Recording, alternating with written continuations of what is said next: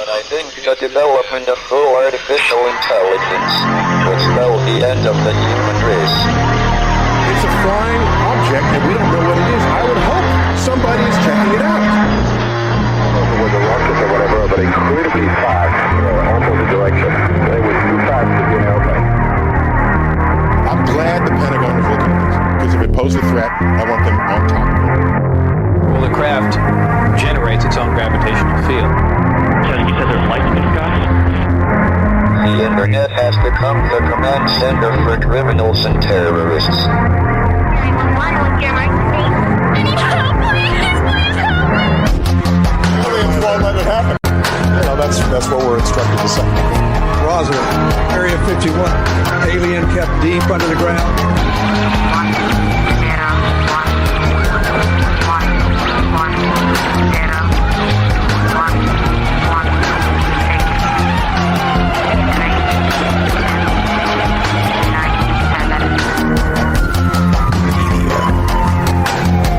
Doesn't have your best interest in mind.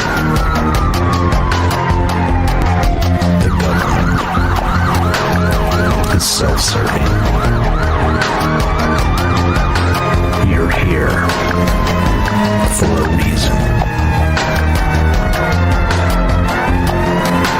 You're listening to Troubled Minds Radio.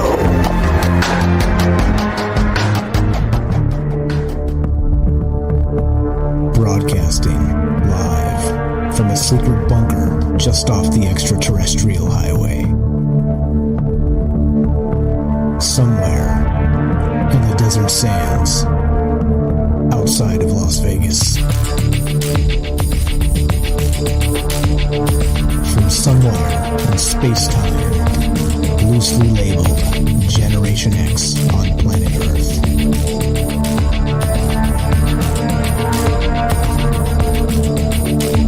And asking questions of you in earnest into the digital darkness. Good evening and welcome to Troubled Minds Radio. I'm your host, Michael Strange, and hello to all of you who may also have troubled minds. What's going on, guys? This is the show where we get together Monday, Tuesday, Wednesday, Thursday, and talk about all the things we're not allowed to talk about. You know what those things are. Aliens, conspiracy, the paranormal, the government, academia, the 24-hour news cycle, propaganda, and the general feeling that we live in the upside down. This show is live. Did I mention we're live? Which means, of course, it's an interactive thing. It's I hopefully begin a compelling conversation, and together we get together and we talk about these things because, well, that's just the way that the media doesn't work anymore. Not that I'm part of the media, because, of course, that would be an awful way to describe me, because, well, if you're part of the media these days, that in itself is a slander, because, well, the media is broken.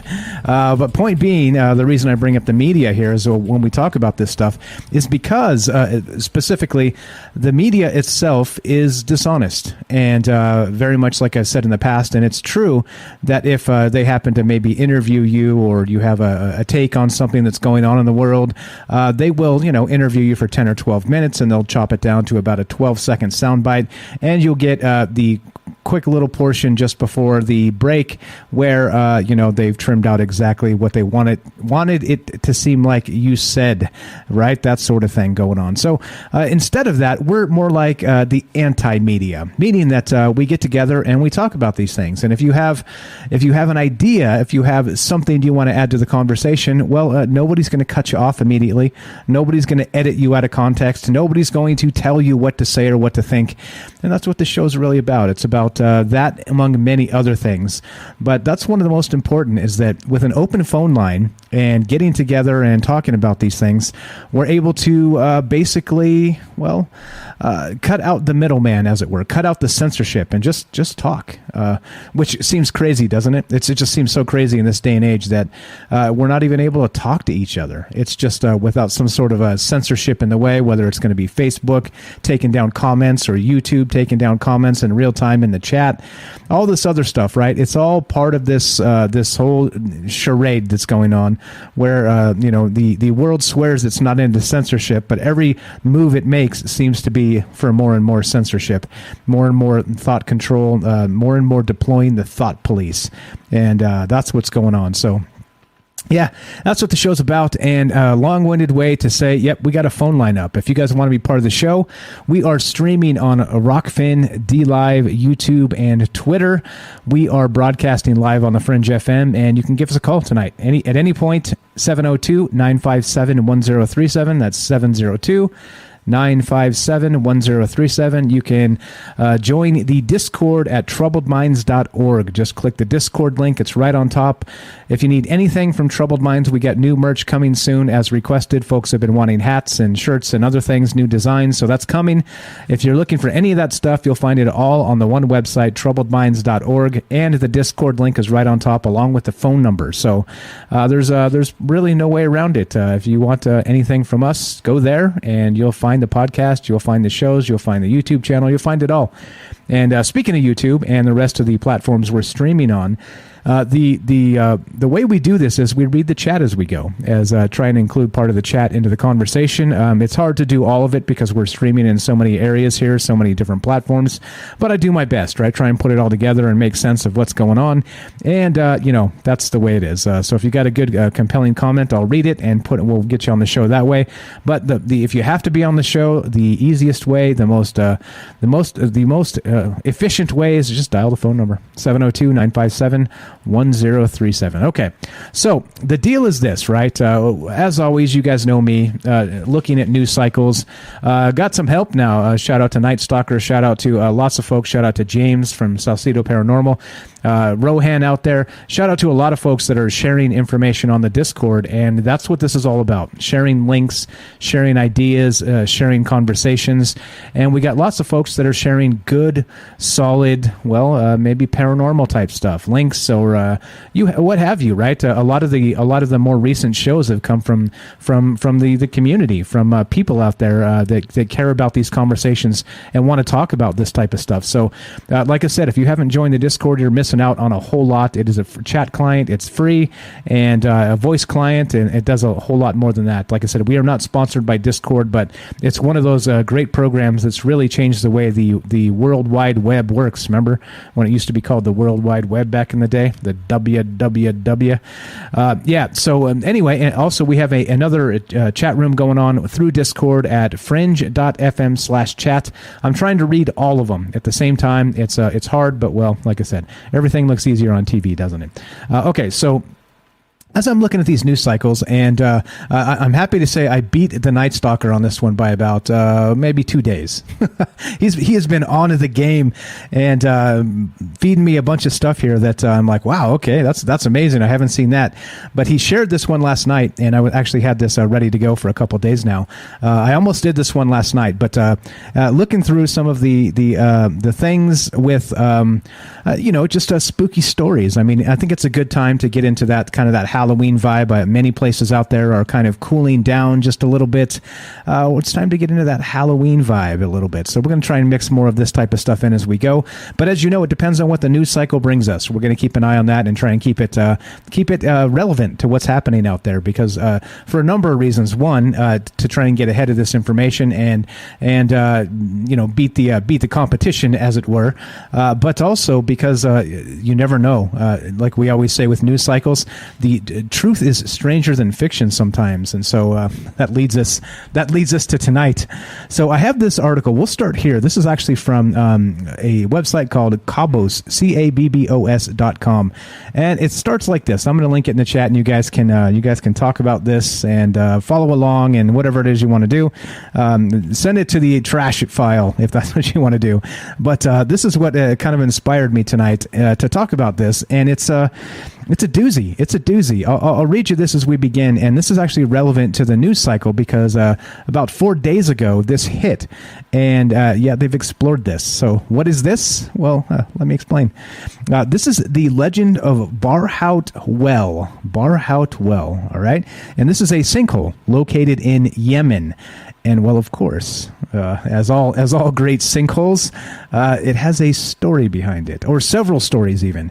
And it has a lot to do with the supernatural. It has a lot to do with imprisoned demons. It has a lot to do with the jinn, or the genie, as they're called in Western culture here. It has a lot to do with all of these things. And, of course, the gateway to hell, as it were. So anyway, let's read a little bit of this. This is from, I just linked it, the individual that wrote this, his name is Amar Hashem Mohammed Osman, and you can find him on Facebook. His contact is right there. Should reach out to him and let him know that we're talking about his article here, because it's good stuff. It's good stuff. All right, here we go. So check this out. The Legend of Barhut Well, and this is straight from his article. And the reason we're talking about this is because, yeah, that's right, they explored this. We're going to get there in a sec.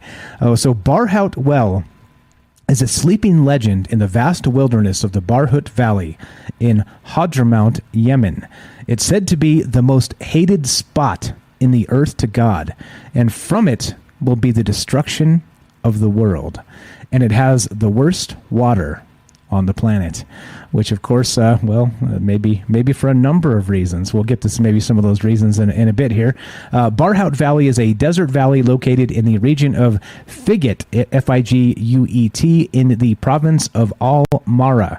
There is a large hole in this valley that extends to more than 100 square meters and descends to the dark bottom of more than 250 meters. It is like a well, but it is not made by humans.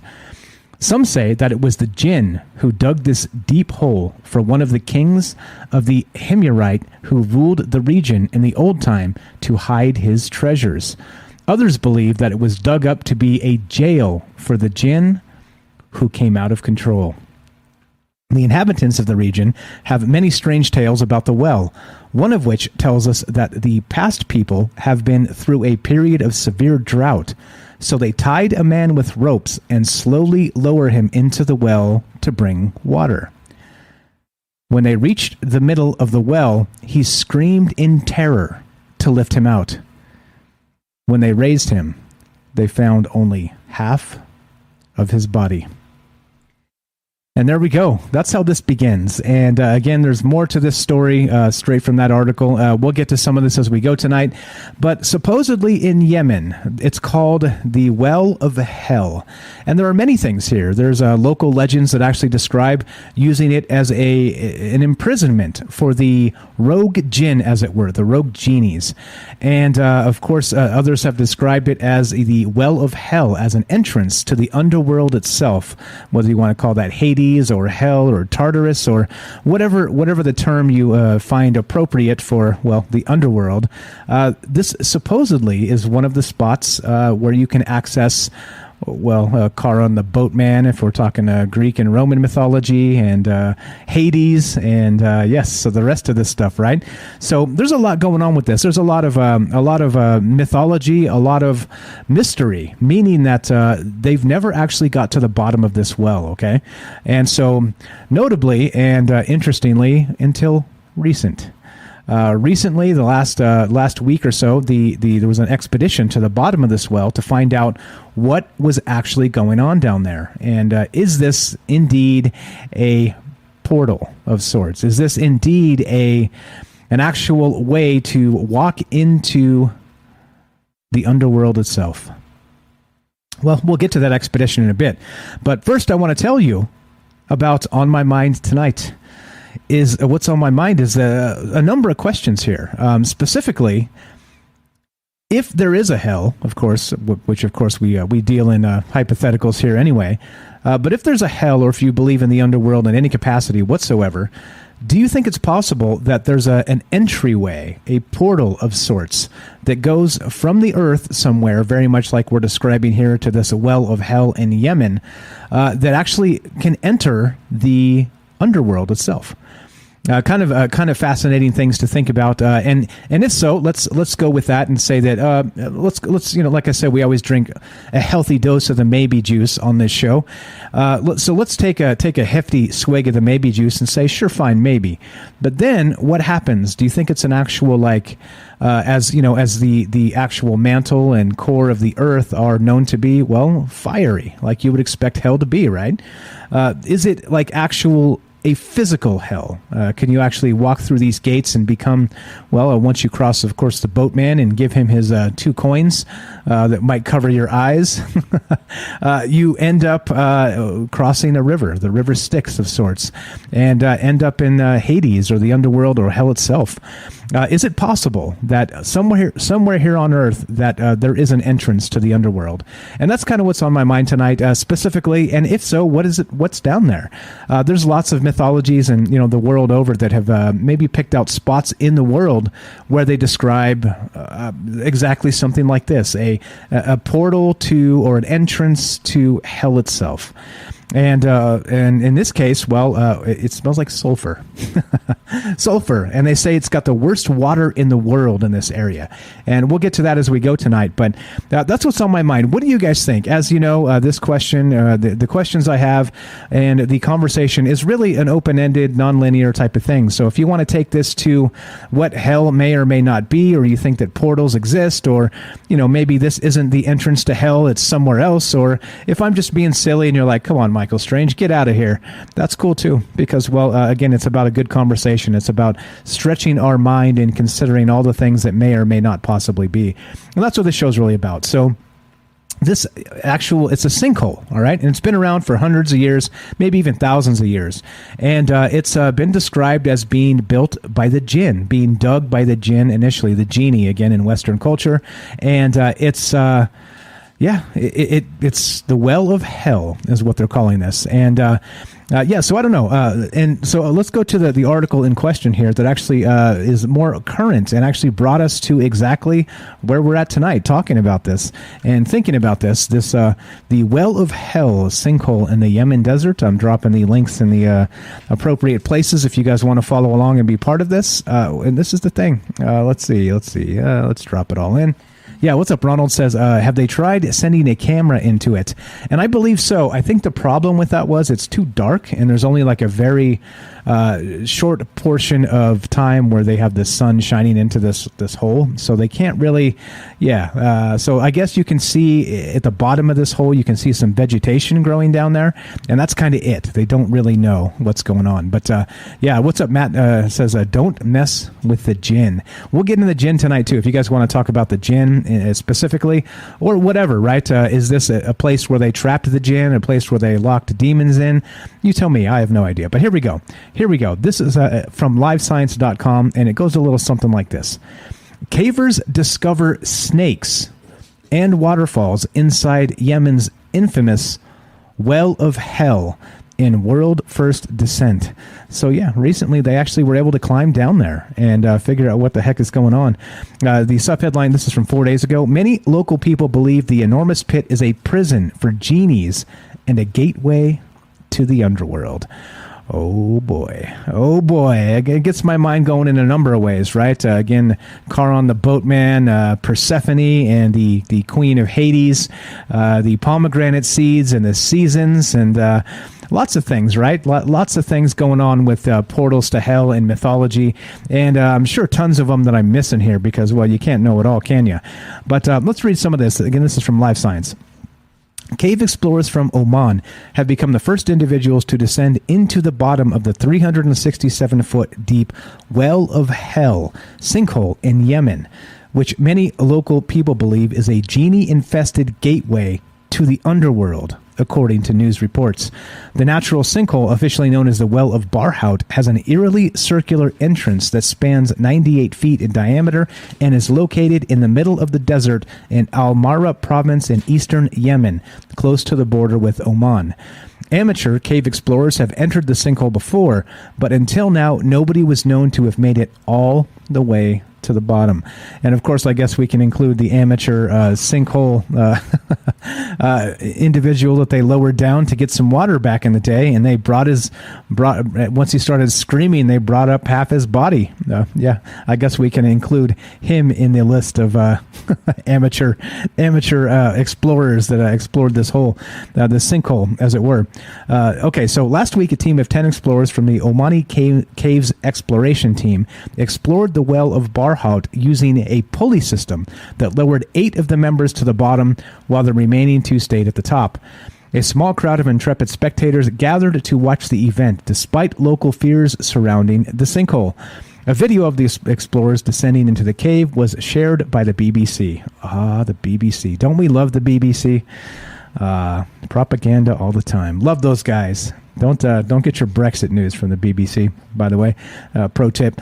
But anyway, passion drove us to this. Mohammed Al-Kindi, a geology professor of the German University of Technology in Oman, who was part of the OCET team, told French news agency AFP. Passion drove us to do this, and we felt that this is something that will reveal a new wonder and part of Yemeni history. Fantastic stuff. So they explored this. And again, we'll read more of this article as we go tonight and talk about this. But so they found snakes, right? They found snakes. They found waterfalls. There's actual vegetation down there. And of course, it doesn't seem hospitable to life as we know it, right? Meaning human life. You surely couldn't live down there because, as we noted, they say it has the worst water on Earth in the area, and we'll get to that in just a moment. But I don't know. So what are your thoughts on this? Is this, again, not just the hole itself? I mean, clearly in regular geology and real world terms here, we're looking at the bottom of a hole, right? So there's no real super big deal here. But however, as always, drinking a bunch of the maybe juice, do you think that it is possible somewhere in the world, if it's not here, even though local legends suggest that there is some sort of maybe, what would you say, an actual portal to hell, an actual like causeway to the underworld itself? Do you think it exists? If it exists out there, where do you think it might be? And do you think that, again, right, I've got some other stuff. Did I include that one tonight? I sent Night Stalker, Derek in Massachusetts say, yeah, there we go. Here we go. Just in case. Now, I don't recommend this, and I don't take this seriously, by the way, but this is from occultist.net, and just in case you don't have enough portals to hell in your life tonight, well, this is a how to open a portal to hell. And we won't read the incantation on the on the stream itself, because I hate to open a portal to hell in front of everybody out there. That would be embarrassing. I don't think I'd ever live that down. But I think it's kind of funny that there's people out there possibly trying to open these portals to hell and the rest of this stuff. So I don't know. What do you guys think? Do you think that there is some truth to this, that there may be an entrance to the underworld somewhere on Earth? And if so, is it just a simple walk to the core of the Earth and find the magma, right? The magma, as it were. Or do you think that it's possible that instead there's some sort of actual portal entrance that maybe, as has been described in the Manual of the Plains and Dungeons and Dragons, Gary Gygax lore, that maybe hell exists in a plane of infernal fire, and it's not actually in the center of the Earth itself, it's somewhere else, which of course would mean that the portal would have to be an actual portal. Jack says, please don't open portals to hell tonight, Mike. Okay, I'm not going to do that. But I did find it funny that I was kind of digging around looking through some portals to hell type mythologies and things, and I did find, that's right, a website that explains exactly how to open a portal to hell. So there you go. Anyway, you guys are cracking me up in the chat. But okay, so that's what's on my mind tonight. What do you guys think about this? Is this, again, clearly it's a pretty cool story. I think that's, and once you start talking about local legends and, imprisoning the genie and, maybe a portal to hell itself, I think that's fun to think about. It's fun to talk about. But what do you think about getting, an actual portal to hell somewhere on Earth? Is it real? Is it not? Is it just something to drink the maybe juice and talk about? You tell me. As always, we're taking all thoughts on this. Non-linear, open-ended. What do you think? And we can talk about the jinn tonight. We can talk about hell itself. We can talk about the portals. We can talk about religion. We can talk about whatever. That's what we're doing tonight. That's why we do it in this format, and that's why we love to include you. If you want to be part of the show, 702-957-1037. That's 702-957-1037. This is Troubled Minds. I'm Michael Strange. Don't go anywhere. More portals to hell and you when we return.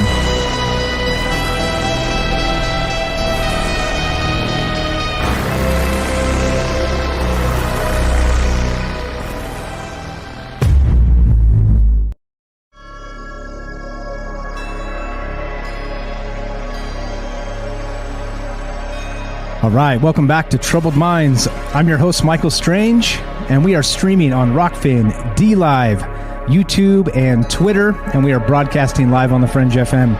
We're taking your phone calls tonight as we talk about this well of hell in Yemen. That's right, it's just a sinkhole. Or is it? Local legend says the jinn dug this particular sinkhole, festered it with the worst water in the world, and it is a mystical portal to the underworld itself. What do you believe regarding portals to hell, regarding imprisoning jinn or demons in the well itself? In this, again, it's called the Well of, what is this called? Let me get the actual proper name here. The Well of Barhot Well. And it's, again, there's some local legends here that suggest all kinds of crazy things are happening here. And so I want to know your thoughts on this. Is it a situation where you believe that it's possible there actually is a portal to hell? We can talk about hell. Like, what is hell? How do we define hell?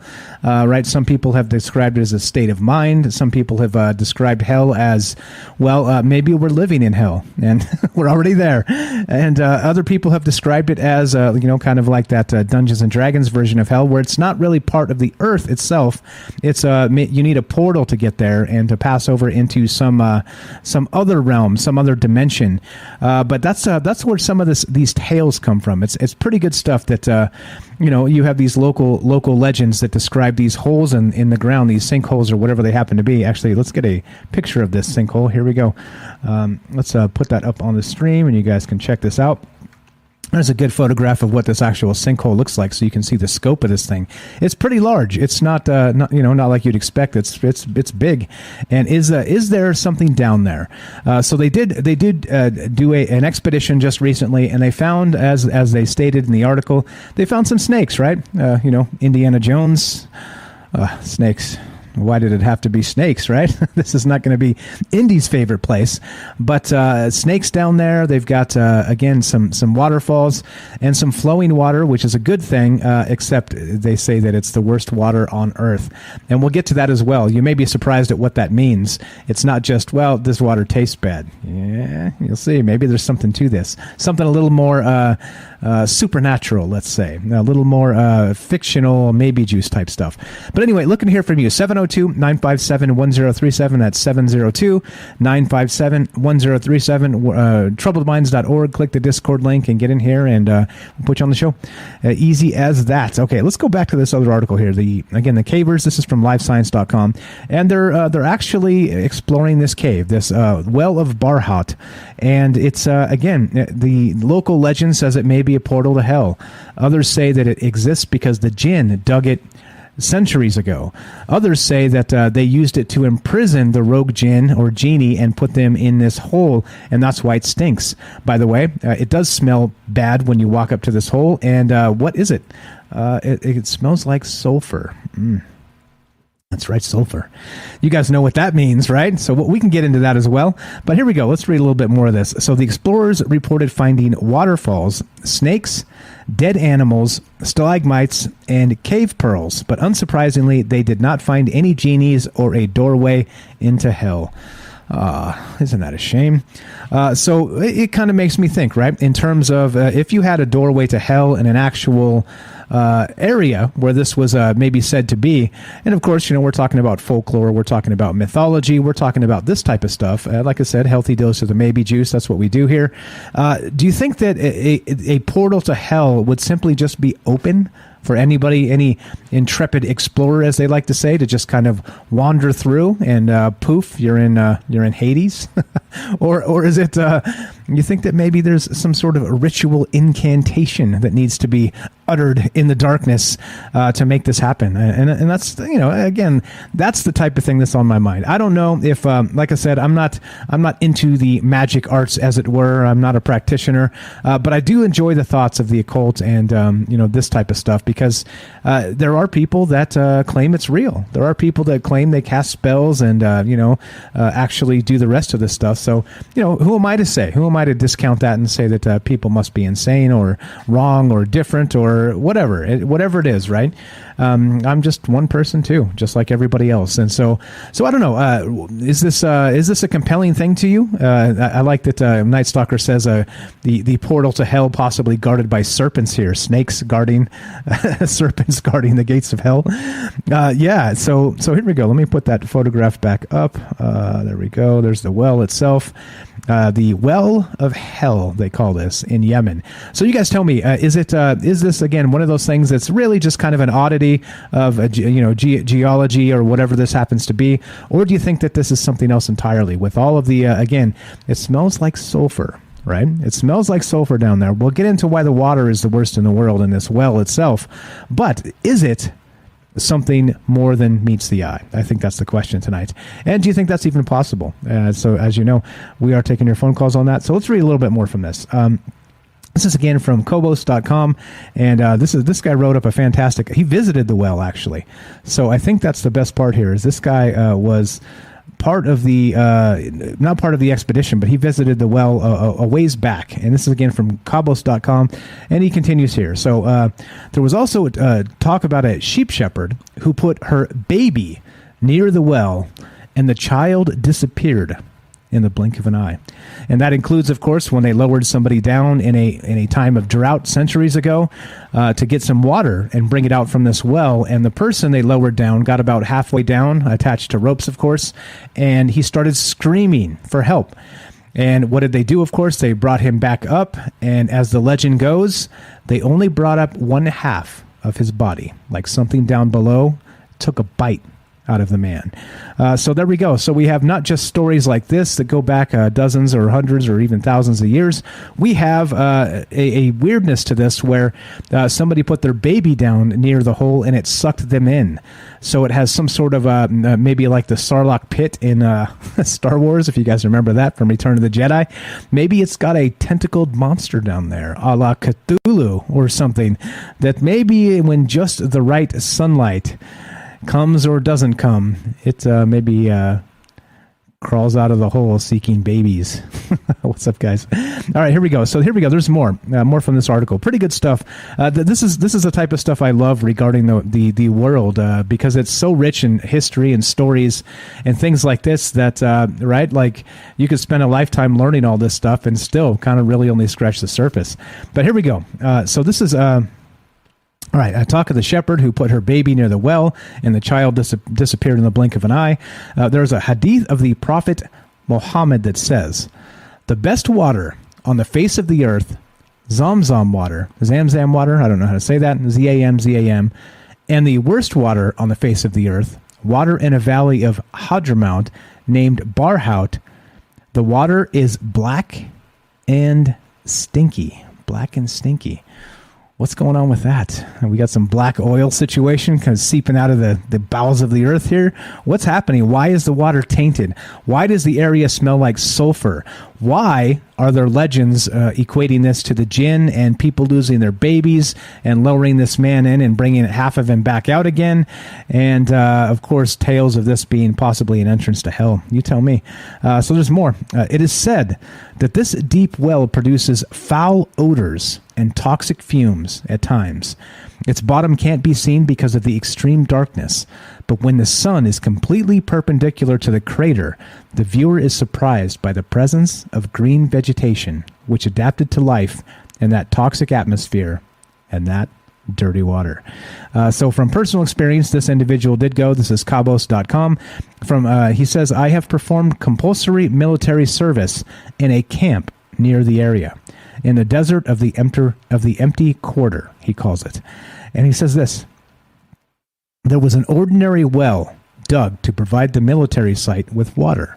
But when the pump started working for the first time to withdraw the water, a black liquid came out of the well like tar. The smell was unbearable. Bad smell like rotten eggs. Of course, what does that mean? Rotten eggs. The smell of sulfur. Yeah, right. Okay, this continues. He says, I was nauseated by the severity of the smell.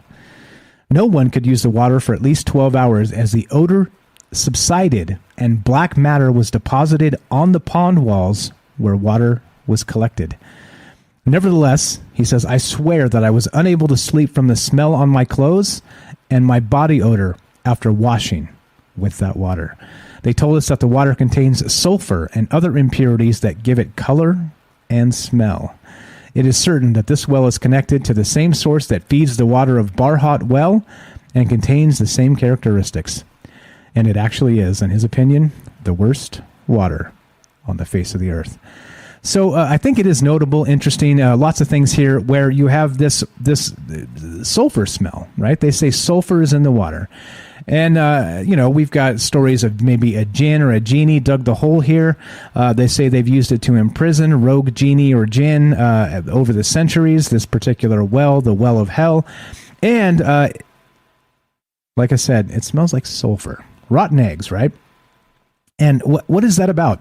What is the rotten egg smell? It's long been associated with evil spirits, am I right? With demonic activity, am I right? With things like this, not simply just sulfur in the water, but it permeates the area. Lots here, right? This is a little bit strange just in regards to all the amazing stories that kind of center around this sinkhole. Is it just simply superstition, or do you think there's something more to this? So I don't know. And also, what do you think? What do you think about the sulfur smell? Do you think this has anything to do with demons? What about the conversation of demons and jinn or genie? Do you think they're the same? What's up? Ronald says, black gold. Texas tea. Let me tell you a story about a man named Jed, right? Yeah. Nope. Let's see. But who else? I was looking at the chat. What's going on, guys? I see you out there. I don't know. MJ says black algae. Yeah, it could be. I think that's the question here is what's going on there. And do you think there's any, again, right, we've, probably most of us have never been there, but do you think there's any actual rumors to this? I think that's the question here. All right, in the caller queue, cool. We'll go to Night Stalker in just a minute here. But that's the question on my mind tonight. Do you think this portals of hell stuff, do you think the smell of sulfur has anything to do with demonic presence or activity? Do you think that any of the stories that go back, decades or centuries here, have any merit, or again, just people being afraid of the dark, superstitious, and making things up? You tell me. But we're taking your phone calls, your thoughts on this, on the well of hell in Yemen, and they've explored it now. Well, there's no actual portal to hell as reported. However, do you think it's one of those situations where you'd be able to walk straight into hell anyway? I would think it's guarded, maybe by a three-headed dog of the underworld, if you know what I'm talking about, wink, wink. So maybe not. I think it's a little more simple or a little more complicated than that, as it were. But yeah, if you want to be a part of the show, I'd love to hear your thoughts on this. 702-957-1037. That's 702-957-1037. Let's go to Derek in Massachusetts. Welcome to the show, my friend. How are you tonight? He's got a delay, so let's give him just a sec to catch up here. And that's what's going on. The Well of Hell. I'll put this article up so you guys can actually see it. Let's see. Did he pop out? Yep. When you unmute yourself, it dumps you out of the channel. All right, let's get him back in. We're going to go to Derek in Massachusetts here in just a moment. But this is the article that got me considering and wondering about this, because there's a lot here. There's a lot regarding the actual the legends regarding this particular thing. The legend of Barhot Well. So let's see. What's going on, guys? Are there accounts of demons? Yeah, are there accounts of demons smelling like sulfur? Yeah, hell yeah. We'll get to that. Does anybody know anything about that? Demons and sulfur and that smell? Love to hear from you if you do. Derek, whenever you're ready, my friend. You are in. Just need to unmute, and we'll put you on the show. Let's see. What's What's up, man? I hear you loud and clear. How are you, sir? Going on, dude? Great show tonight. Cool topic. Thank you. Just talking about weird stuff like we always do. How's your maybe juice treating you tonight?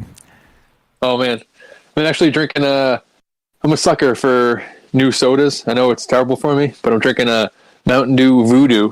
It's a new Halloween flavor. I know it's the worst possible thing for me, but I couldn't pass it up. Just all the '90s propaganda really got to me. Yeah, totally. So, what do you think about this well from hell? You did share this article with me yesterday here, but there's seems to be a lot to this, doesn't there?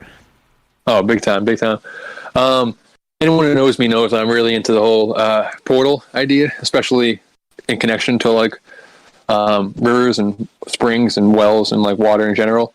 And I think there's like a definite tie-in to like what I call mystical source waters, these like primordial waters that connect to these springs or the rivers that connect to those, and it's in virtually every mythology as like some kind of sacred river or sacred well in like especially in like Ireland and the UK and stuff. There's sacred springs and holy wells like all over the place. I know, like in Japan, there's a bunch of holy wells, and like they're generally all over the place. In every ancient burial mound, at least in the United States, is built right on top of a spring, like some kind of sacred spring. So there's definitely this, like, I don't know, all kinds of mythologies. Like the Greeks had the river Styx, and just rivers. Like the idea of the Milky Way is in itself a river. Like the rivers just permeate the whole idea of like going from one world to the next. And then like basically these liminal areas, these areas where you kind of transfer from one place to the other, especially wells, and to kind of tie it in with a possible alien connection. Because there was a story recently of this like art project, and I got to read the link again, but I think it's in Italy or something, but where he puts this like meteorite into the drinking water, this like drinking fountain. It's like, I don't know, it was like fountain at the center of town or whatever, basically creating this, and it looks just like a well. So basically creating this like, I don't know, sacred ritual, alien, I don't know, like connection to the other realm.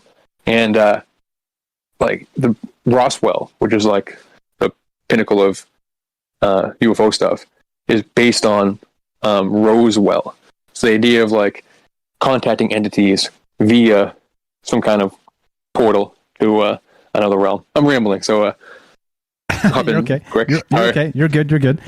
So okay. I like the alien connection too, because of course, right? We're talking about jinn tonight, and we were talking a little bit about them last night in the after show in the Discord, and Vicky was telling us that jinn are not demons at all. They're something entirely separate, and that whole thing is kind of its own rabbit hole all by itself.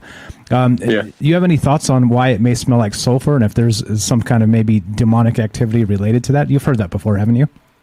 Yeah, for sure. Well, like the hell sulfur idea is definitely a theme, but also like I just think these thermal vents in these like mystical source waters, like Yellowstone, you can't go in those waters. You'll literally like liquefy yourself pretty much. They're all acidic and they smell like sulfur and they're extremely toxic. But it's these primordial waters, so it's not always like drinking water that's sacred. It's a lot of times it's just whatever these waters that come from the inside of the earth, and it ties right into like the missing 411 with these like springs and stuff, and these like these like thermal vents and thermal like hot springs that are right around these areas where people like hop into these portals and go missing and stuff. I think there's like a definite connection between whatever's going on with like I don't think you need to actually go in the water when I talk about like river portals all the time to be transported anywhere. I think it's just something to do with the energy around that area.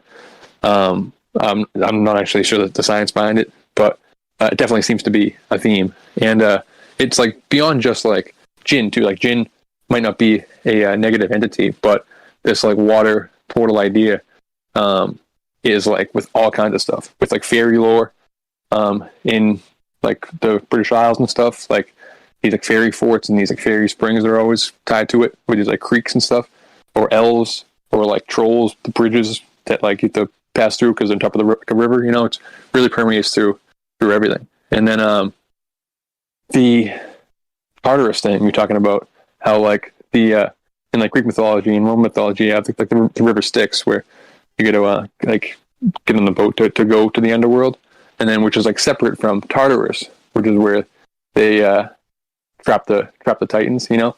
So in the movie, in like the Hercules '90s movie, Hades is like the character, and then he is trying to unleash these Titans from their like metaphysical prison, which is like depicted actually being inside the earth in this case, but it's like almost like an electrical grid they have over it underwater, and then he has to wait for this certain alignment of planets to happen, and then the water opens up and this electrical grid comes down, and these giant Titans, these Lovecraftian old ones, burst out of the ground and go to attack Mount Olympus, you know. So I think that's kind of like a rough idea of like what these elites are doing. Like every Masonic temple is built on a river, as far as I can tell.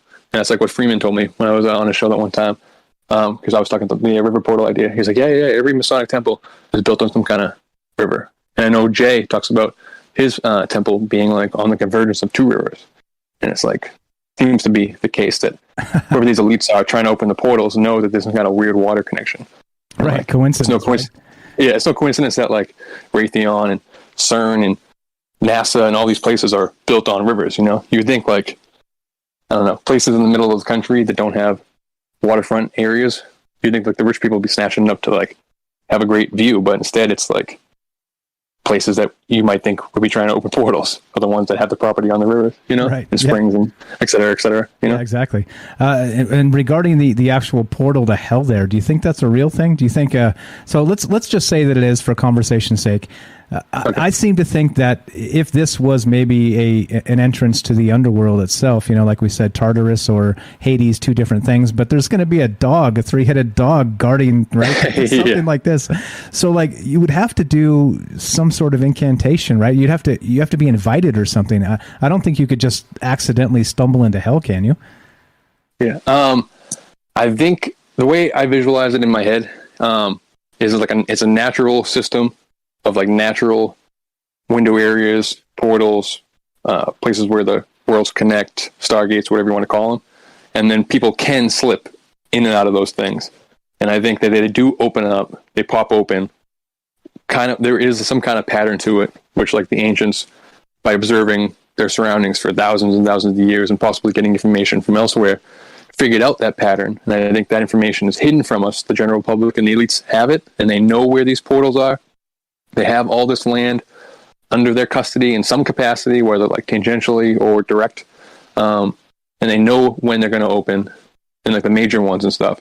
And then they're building structures and things around those portals in order to manipulate them or study them when they're opening, or to try to make them open, or like in a more magical sense to just like work these rituals around them and try to open them on their own, or be there when they open, or communicate with something to get it to come through, like. Because these portals are like, I don't think they're all going to necessarily the same spot, or all these entities are all coming from hell or from the same region.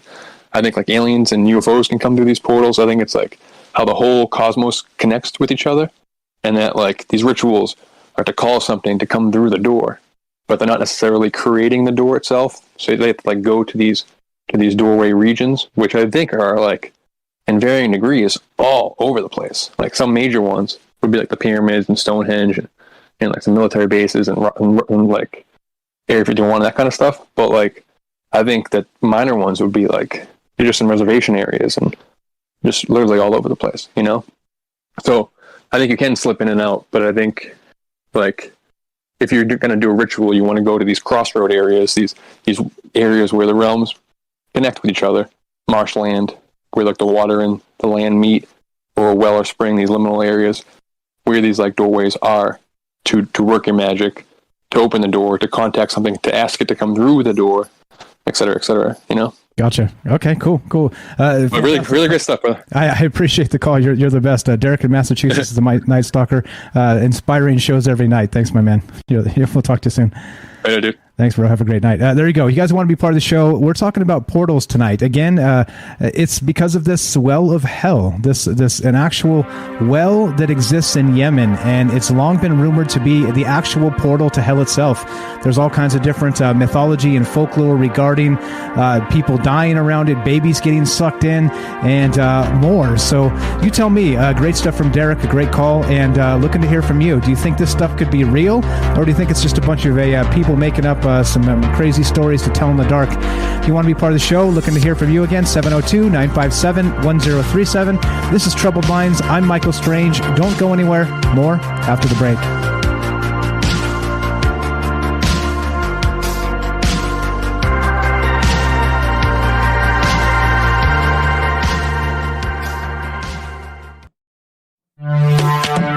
We are talking about the alien abduction phenomenon. The aliens are looking through your eyes and they're accessing your optic nerve. I'm doing fantastic. And through that optic nerve, they're transferring to your brain.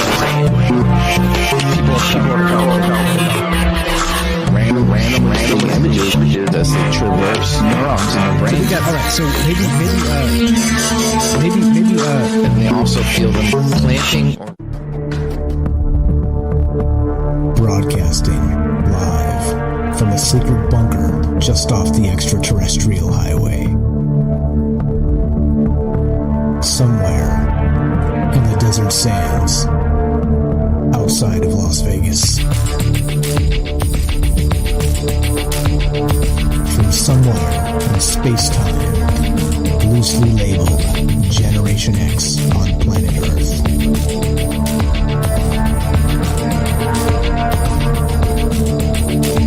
And asking questions of you in earnest into the digital darkness. Good evening and welcome to Troubled Minds Radio.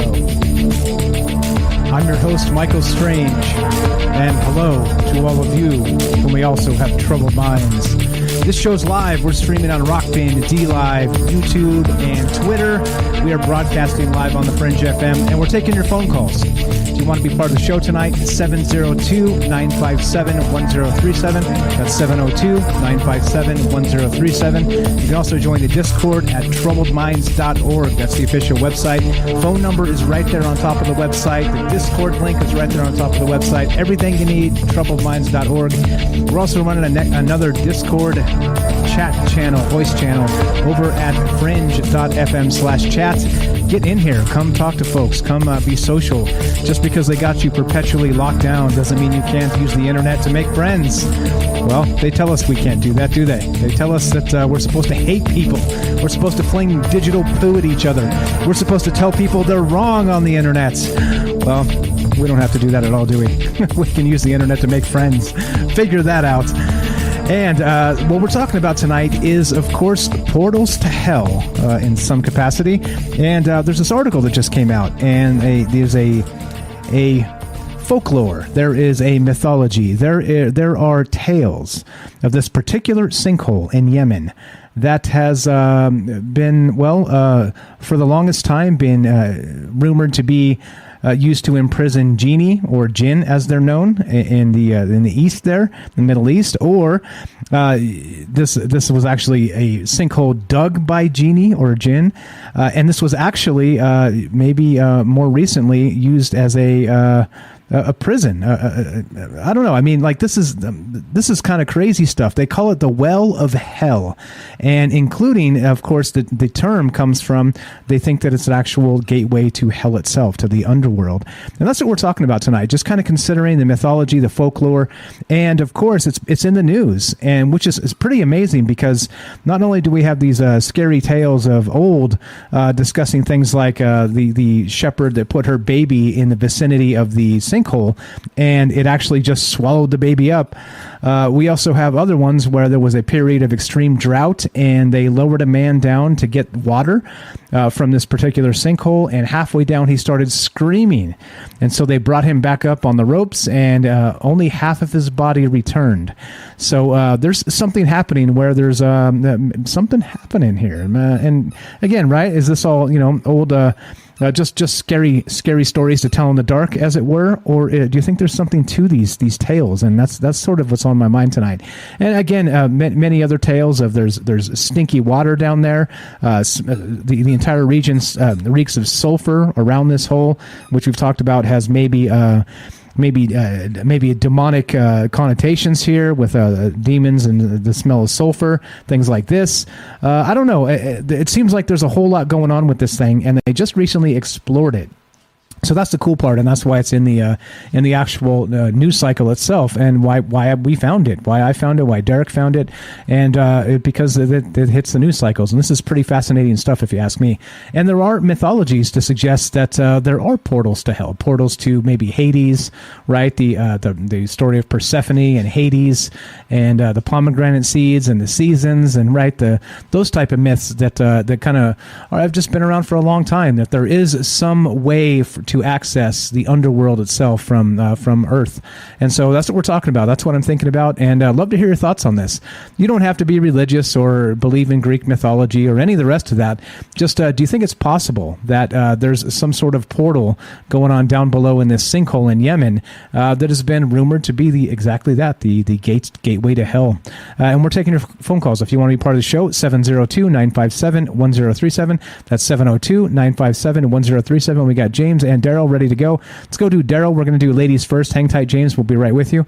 Daryl, welcome to the show. How are you tonight? Hi. Can you hear me? Loud and clear. Discord working like it as intended. As intended. How are you? Excellent. Thank you. Interesting stuff here. I have a little story to tell you before I get into my ideas, but when I was working in a travel agency right after 9/11, a fellow came in on crutches with one leg, and you know where he wanted? You know what he wanted? His other leg. Exactly. No, he wanted a one-way. Exactly. He wanted a one-way ticket to Yemen. What? And I'm not kidding. And this was right after 9/11. You know, we weren't booking any flights anywhere. We were funding tickets. You know, people were canceling their trips left and right. And he's the only person walking into the office looking to buy a ticket. But a one-way ticket to Yemen, you know, we have to call up the FBI and let them know that it's a little suspicious. He's paying cash. He's got one leg. When we started to research it a little bit, you know, they're probably the worst place for human rights in the whole planet. They have the worst civil rights, human rights. They're really like an eye for an eye, a tooth for a tooth. If you kick somebody, you get your leg cut off. If you steal, you get your arm cut off. They're that kind of like mentality, that kind of law. Can you imagine? It really is like, it's one of the worst places to live in this planet. Don't go there on vacation, let me tell you. They also are, because of the smell, I was wondering, how are they situated in the world? And they're on the worst tectonic plates, actually, for active volcanoes. So it stinks like sulfur because of the volcanic activity. And if you're looking for an accident to happen, it already did. So I wouldn't go there anytime soon looking for a sinkhole. But sinkholes are... Oh, good advice. Good advice. Thank you. Don't go there on vacation. But sinkholes also, fracking, you know, we have sinkholes in our country because we're looking for oil in all the wrong places or all the right places. So we're having a lot of sinkholes because of our, you know, interruption of the earth. We're constantly, you know, destroying something to get something, it seems. We can't do it gently. This fracking, and they use that dirty, nasty water to frack in Yemen. I could imagine what their diesel oil smells like. And everything must smell like poo-poo, you know? That egg smell from the sulfuric acid makes that smell like, you know, like rotten eggs or whatever. So that's what I was saying. And that area, you know, look at the Canary Islands. It's not that far. You know, it's in the same kind of area that I think they share volcanoes in that part of the world.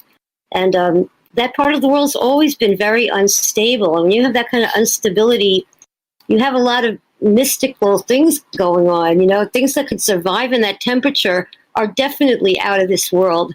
You know, I mean, if you have monsters, even dragons, they could, maybe that's where they live, you know, because that's their climate, you know, it's possible. So you have a lot of things like cyclopses and things like that, dragons, they might live underground. And that's why it's so kind of, it has that mysticism and supernatural, you know, element to it because of where it is. Yeah, that makes sense. That makes sense. And so also to toss in there into a monkey wrench into the gears, let's say, they say that Crowley actually went to, Aleister Crowley went to Loch Ness and purchased a property there to open a portal and to leave it open to allow creatures to come through. And some theories suggest that he actually summoned the Loch Ness monster as a result. So there you go, to kind of cap off your monster story of down in the hollows of these wells. Maybe maybe Crowley was responsible for Nessie, good old Nessie. What are your thoughts on sorry, go ahead. Yeah. No, you just don't want to mess around with those cryptids. You know, they're bigger than you. Yeah, that's for sure. They probably don't eat dog treats, I would guess. Probably not. Right? So what about the portals themselves? Do you think that again, this well in Yemen, they say it's possibly a portal to hell? Again, that the jinn maybe dug this thing and they imprisoned the rogue jinn in there. Things like this. Well, they've explored it, and there's snakes down there. There's smelly water, as described, black water. There's a lot of weirdness going on with this. And Derek, he's got the water theory with portals, and that there's some sort of mystical energy when water's around. Isn't it strange that the bottom of this thing, not only do they have smelly water, but it's also black. It's running black from these little waterfalls down at the bottom, kind of like it's, if you were to have like let's just speak in terms of like celestial portals. If you were going to find some nice portal to heaven or the Garden of Eden, you would not expect noxious water, right? So what about the opposite? You have maybe a bottom of the well here and noxious water. Where do you think that portal might lead? I think it could be the end of a digestive tract for the Earth, you know. Maybe the good part is like in the South Pacific somewhere, and then it winds up gurgling through the Earth and gets spit out in Yemen. I mean, that would be a logical route as far as I know. No, I mean, I don't think we have any understanding of what's beneath the surface of our planet. I think for 1 minute we thought it was iron.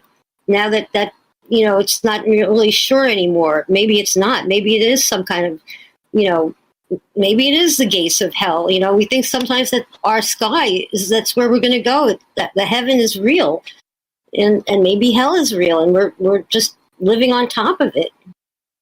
Yeah, right. Yeah, like I said, I'm open to all those thoughts. People say we're living in hell. This is hell.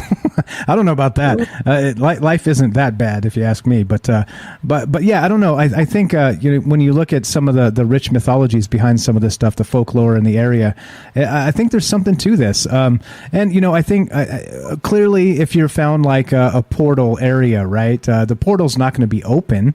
I mean, shouldn't you have to cast some sort of spell to maybe draw Lucifer from the bowels of the earth, if you know what I'm saying? Not that I recommend anybody do that, by the way.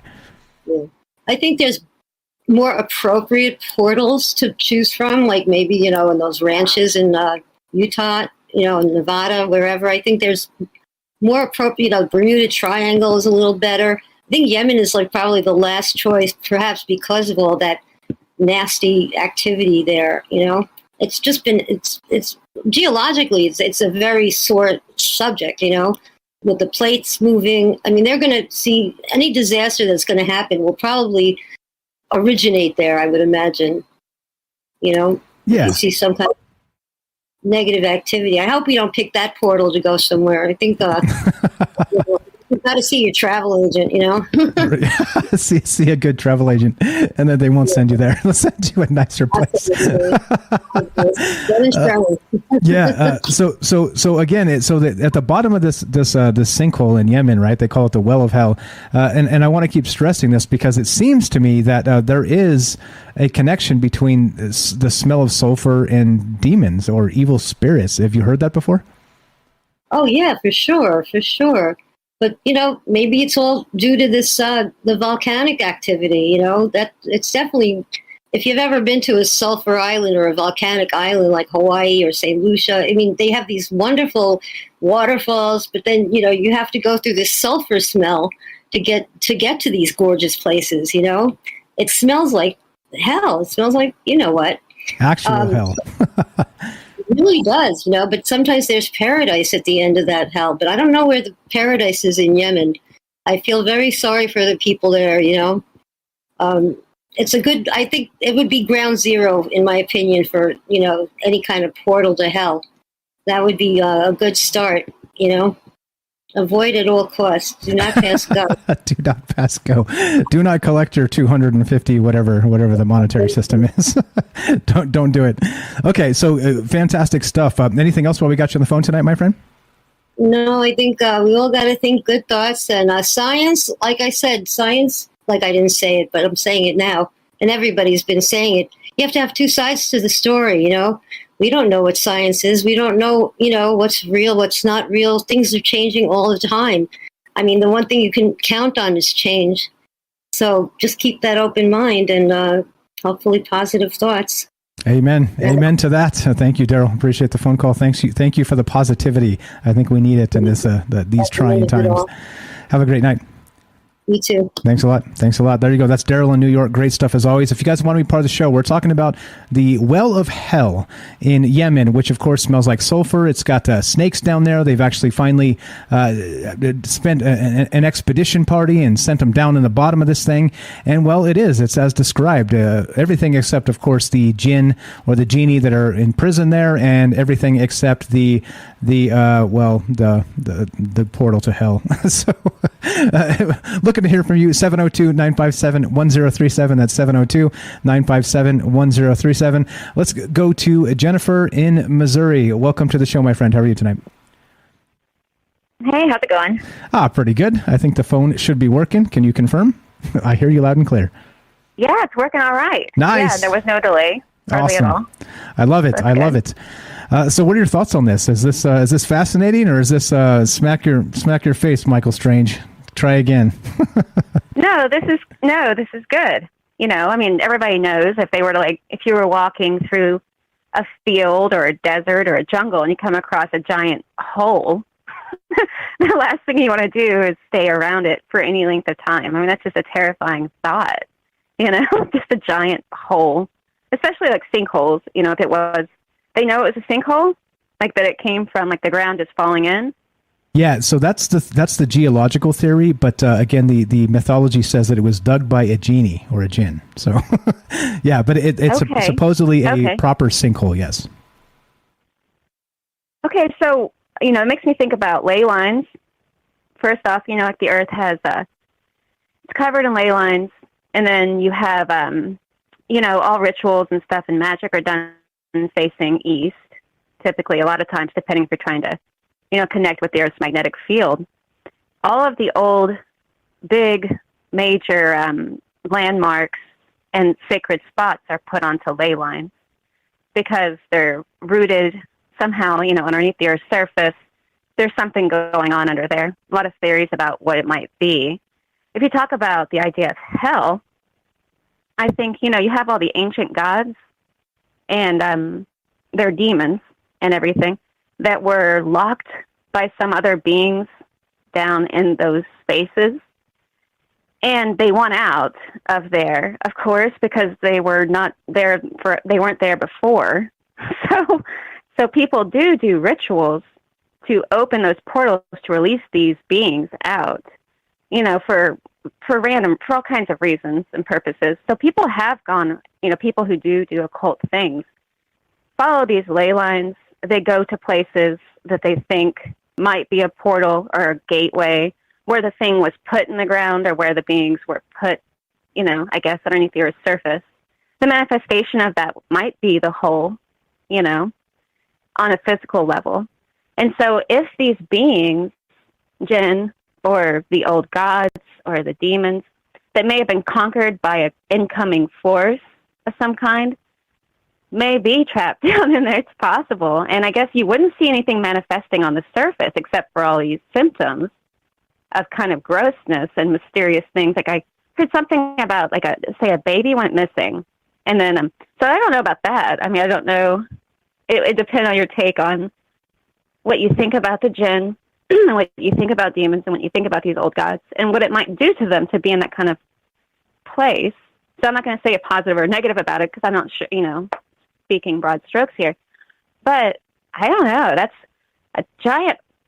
Sinkholes are weird, and people know that caves are really strange too. There's a lot around caves. Anything that goes into the earth basically is likely home to something. I mean, in this case and scenario, you're thinking about black water at the bottom of it.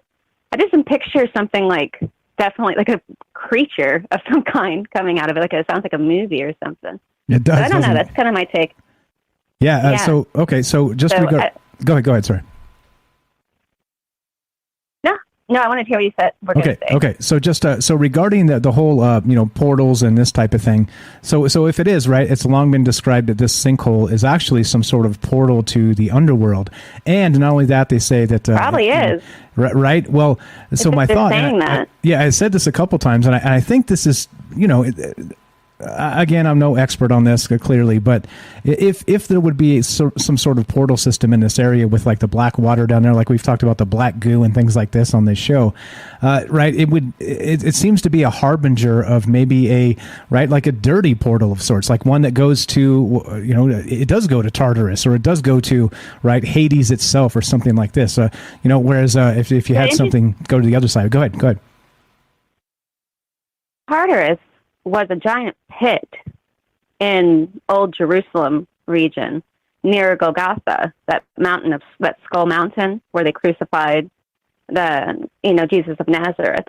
So there was a giant pit that burnt day and night, and they would throw their junk, and they would throw their bodies and corpses and just everything they'd throw, and they'd keep it burning, and it got so hot and smoky, and it had this horrific smell. And that's where the term Tartarus, like literally a hell on earth, kind of came from, because it was an old site, literally still there today, not being used that way, but it's a giant empty valley. So like Tartarus, there's a reason why it has that creepy connotation of being like hell. And then the other thing with Crowley that was, you're talking about Crowley, what's really strange about him is that he was really well versed in Jewish mysticism and magic. Like the spell that he did there at Loch Ness, he set that up perfectly. Like he had sand brought in. He changed that house, which was once a fort or something, into he paneled it with pine, all facing the right direction, just like it's supposed to be done. He followed a spell out of the Abramelin, I think, and it was, everybody probably has heard about it because it's so much about him. He was trying to contact his guardian angel. That spell itself, because you have to go through, I think it's like 9 princes of hell or something, and then you can reach your guardian angel, which sounds really weird, but the spell itself and the book itself comes out of ancient Judaic magic from Solomon. So you have like this, it was a book, it was about this, this old man who was telling it to his sons, and he couldn't give his oldest son all of his riches, his oldest son he gave all of his riches to, and his youngest son he didn't have any left, so he gave him all this magic information, I guess. And that's the premise of the book, from what I remember. And in it tells you over and over and over not to start doing the ritual if you can't complete it. And the man was so versed in doing this stuff, because I think he was hired to do tons of this type of magic, Crowley. And what's funny is he perfectly did it. He did the spell just like it tells you to do it. Then he just stopped and left. People say it's he got too spooked. It's like the man went down underneath the pyramids of Egypt and founded a religion. I don't think that he would have gotten spooked. So I think, this is my theory, that he left it open intentionally. That was the whole point, was to go open it, not, and that kind of thing, just leave it open. Anyway, portals are weird. You guys have a good night. You're the best. Jennifer in Missouri, thank you so much for listening. Thanks for the call. Great stuff. And yeah, that's exactly what we're talking about tonight. If you guys want to be part of the show, 702-957-1037. That's 702-957-1037. I'm Michael Strange. This is Troubled Minds. That was Jennifer in Missouri. Fantastic stuff as always. Don't go anywhere. More Troubled Minds after the break.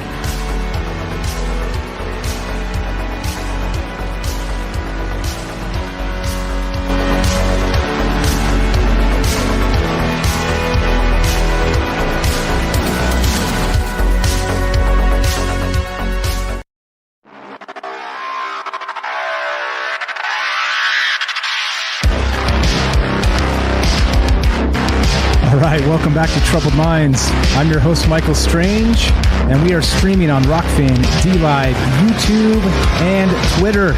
We are broadcasting live on the Fringe FM, and we're taking your phone calls. If you want to be part of the show tonight, 702-957-1037. That's 702-957-1037. We'll put you on the show, and we're talking about this sinkhole in Yemen. Local theories say that the jinn dug this out, say that they've used this as a prison for rogue jinn, and babies have disappeared around it, and they lowered a man down to get water out, and he brought him back up screaming with half of his body missing. What is going on with this? It's called the Well of Hell, and some have even described it as, you guessed it, an actual portal to hell itself, or Hades, or whatever you might want to call it. But that's what we're doing tonight. That's what we're talking about. Again, this is in the news cycle. This is real, meaning that these legends are real. They're real legends of a real place in Yemen, and they just explored this. They just sent people down to the bottom to kind of find what's in this sinkhole. And what did they find? Yeah, snakes. Black water flowing, black waterfalls, sulfur smells. Yes, exactly. It sounds like they found the entrance to hell itself, and the only thing they didn't find was the entrance. Maybe there's a secret knock or something to actually get in, but who knows? So we're going to go to James of Salcedo Paranormal. Check out his podcast, please. Fantastic stuff. He goes 3 nights a week, Monday, Wednesday, and Friday, and we'll let him tell you about it as well. James, welcome to the show. How are you tonight, my friend? I'm good. Just it's really interesting. All these calls and the story and everything. Great stuff as always. Thank you. What are your thoughts? So you do the paranormal podcast, Salcedo Paranormal, by the way. Everybody, please check it out. Do you think there's some sort of, maybe, like we were talking about this, again, James here actually helped me test the phone lines before we started tonight, so we had a better idea of where we stood. So thank you for that, my friend. And no problem. Appreciate that. And so we were talking about how there might be some paranormal connections if we're talking about, maybe spirits crossing over into hell. What are your thoughts on this being a portal to that particular place, and maybe how it fits into the paranormal theme? Yeah, well, I mean, the first thing I would say is that depending the hell itself is described in different ways in different mythologies and religions, so I don't know that it's necessarily it's hard to say if it's a bad place that anything will be going into there. I mean, it's possible, but but that was the first thing I thought of. But yeah, and I do agree that I think it's definitely possible. I think maybe that's why if you go there in person, you might not see any kind of a doorway, because it is on some other level of energy or other dimension or something like that, and so it's not always a door that's open, And but I do agree with what Derek Nightstalker said, or everybody said overall, about them. They're being how they can open and close maybe on their own sometimes. Or maybe they're open and closed from the other side by whatever is there. I also wonder if all those portals, do they go to the same dimension, or do they go to different ones? Does each one of these possible portals go to a different dimension or a different place? But yeah, I think... and also, I mentioned this in chat, I think some people could probably go there and not sense anything other than just the physical stuff, again, with the smell and all that. But then if you're someone that is aware and more, as I say, sensitive to different energies and spirits and all that, you might sense more, and you might be able to see or hear what's going on there. Yeah, and so there's a lot there, and I like your idea. So we've talked about, maybe walking into a portal by accident, or like you said, it seems like maybe you don't have to do some sort of ritual to open this thing up. Maybe whoever lives on the other side, whatever lives on the other side, can open it and come through at will. But of course, right, it's like kind of like our front door. And we're going to do a show on this in the future, James and I, where we talk about maybe doorways as, like just a simple doorway in your house, or a window being a portal itself. So in that frame, you kind of can't walk through it without either maybe conjuring it or maybe something has opened it to come through from the other side, and then maybe you can accidentally pass through. I think and there's a lot of that missing people in the great parks, the missing 411 type stuff. Yeah, and some of the theories there, people say Bigfoot's eating people and all this other crazy stuff. But what about these maybe portals that happen around these waterways, like Derek's describing in these great national parks, and maybe a portal does open up because maybe a nature spirit wants to come through, this sort of thing, right? I don't know. What are your thoughts on that? Yeah, it could be that. It could be that. I mean, different, like the combination of the moving water and or other minerals in the ground in the areas. They could even just be naturally opening and closing portals, so that there's not even anyone necessarily doing it. It's just sometimes they know which ones are open and where they're open and maybe when they're open. So yeah, I think that's definitely possible. And speaking of inspiration, I'm gonna look into this more, into the whole connection between caves and or mines and the paranormal. I think that'd be a fun thing to look into. Hell yeah. It's good to have these conversations back and forth, because we're inspiring each other each night as we continue to do this stuff. Yeah. So regarding hell and maybe the portals to hell, like I said, you kind of don't want to get into the theological type stuff regarding this, but it seems like if there was a bad portal to a bad place, it would be at the bottom of a hole with black water flowing. Am I right? Yeah. I'd be surprised if it wasn't some kind of, because what Daryl said about the place being geologically active, as they say, and then also I don't know much about the area, but just the general state of what's happening to people in the area too. It seems like those things are mirroring each other, and so it makes me wonder if there is some kind of, I don't know, some kind of force driving all that, and some kind of energy that's driving all that in that area to make everything more negative in a way. I mean, I hate to think that, but Yeah, like maybe like Jennifer described, maybe like ley line connections or something. Maybe over the millennia, maybe bad rituals happening in this particular area type of thing because of the ley line connection. Who knows, man? Yeah, like that's the type of stuff. Or black gold Texas tea. Maybe it's an oil tap down there, and somebody's about to get rich. I can never know. Yeah. I mean, and it's also interesting, the whole connection to these things being negative or demons or whatever, and fire and brimstone. Well, what's hotter than just fire? It's lava. It's the supposedly it's the deeper down you go, the more heat there is generated by the planet. So I mean, maybe it's not even necessarily directly a bad thing in terms of, like you said, theologically. It's just a natural thing where beings from the area, they do give off that kind of smell, and they are, if they're from those kind of underground places, then they would anyway. Yeah, agreed. And so I think what is hotter than fire? That's a good question. And what does it mean? Good stuff. And it would smell like sulfur, would it not? I would think so. Yeah, which I'll get to in just a sec here. But great stuff as always. Everybody, please follow James here. He's the host of the podcast Salcedo Paranormal. Check him out. His link is right down below on YouTube. It's on every show we do. Right there, you can't miss it. Just scroll down and you'll see it. Go give James some love. Hop into his streams and say hi. He's doing some great work over there. Anything else while we got you on, my friend? Thank you.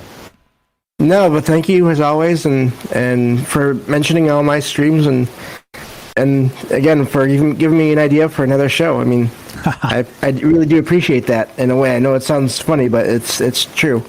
No, funny high five. Like, I'm laughing because we keep bouncing it back and forth. I appreciate it, my friend. Thanks for calling. Thanks for helping. We test the phone lines. Look forward to talking to you later tonight. Yep, sounds good. Take care. Thanks, bro. You too. There you go. Salcedo Paranormal. Check it out. You can find him. Just scroll down on YouTube, and his link is right there. All right, so let's get to this real quick, because I did point this out, and I want to make sure that we understand why I was going with this. This is from Quora.com, and it's just one of those simple kind of question-answer type websites. But the question is this. Why do demons smell like sulfur? All right. And so just get some general answers from some people, again, crowdsourcing some information here. And so this person on top says, it's Keiichi Maibara, says that it's actually common sense. If you think about it, it's volcanoes. Sulfur is what's in hellfire and lava. What else, of course? We're talking about hell itself. People and souls getting tortured, ripped apart, over and over again. So my belief is when you smell sulfur, you're smelling hell on them or the scent of hell. And I paraphrase that because it was written poorly. But here we go. Here's another one. This is from Zane Hayek, studied biology and medicine. Why do demons smell like sulfur? He says, because demons are harmful bacterial species. Some produce H2S, hydrogen sulfide gases, which smell like rotten eggs. By the way, it's another reason why I believe Satans are pathogenic bacteria. You can read all the logic behind it in my answer here, and he's got an actual link to this. So this is what I'm talking about, right? There is a connection to the sulfur smell and hellfire, right? Hellfire and brimstone and demons and this type of thing. And so it is curious that or maybe that's what caused this mythology to develop around this well of hell in Yemen, is that there's some sort of situation going on with that smell, and they know that it smells like fire and brimstone, and maybe that's the demon connection of what's going on the bottom of this portal, or this I say portal, funny, sinkhole. Sinkhole. You know what I meant. All right, so we're still taking your phone calls. We got some stuff to talk about as we go tonight, because there's always more here. I've got some lists of other places in the world that people have considered over the millennia that are actual portals to hell themselves on Earth. So we can take a look at some of that stuff and all the rest of this.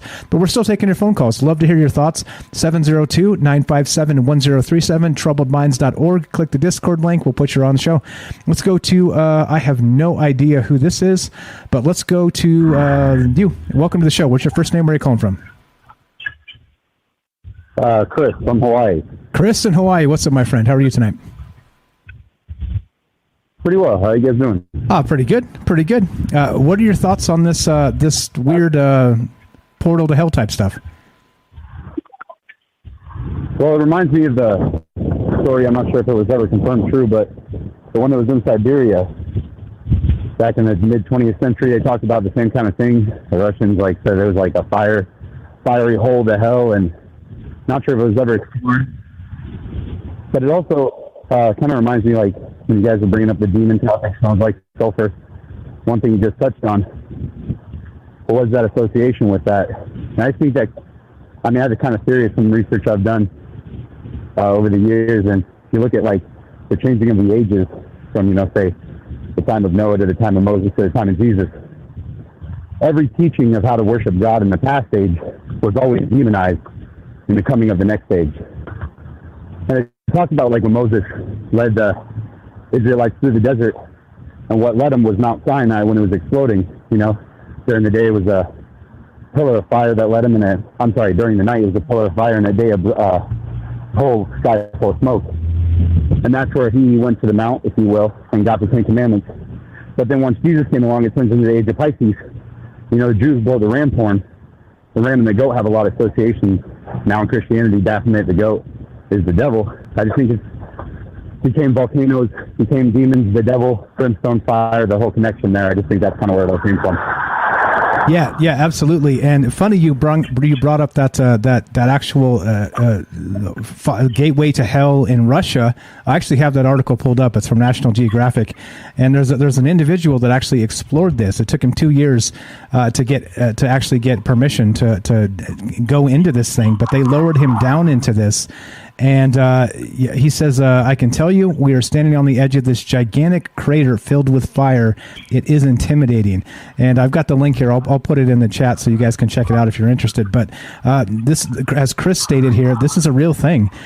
So there was some sort of thing that happened. The Darvarza gas crater. I'm trying to say this correctly. Darvarza gas crater, known as the door to hell, is continually burning crater located in a remote area of Turkmenistan. Adventurer George Koronos was the first person to actually be lowered into this thing. They put him in a heat suit and all kinds of craziness. So yeah, interesting that you brought that up because yeah, it's a real thing. Confirmed. National Geographic has an article on that. Crazy stuff, eh?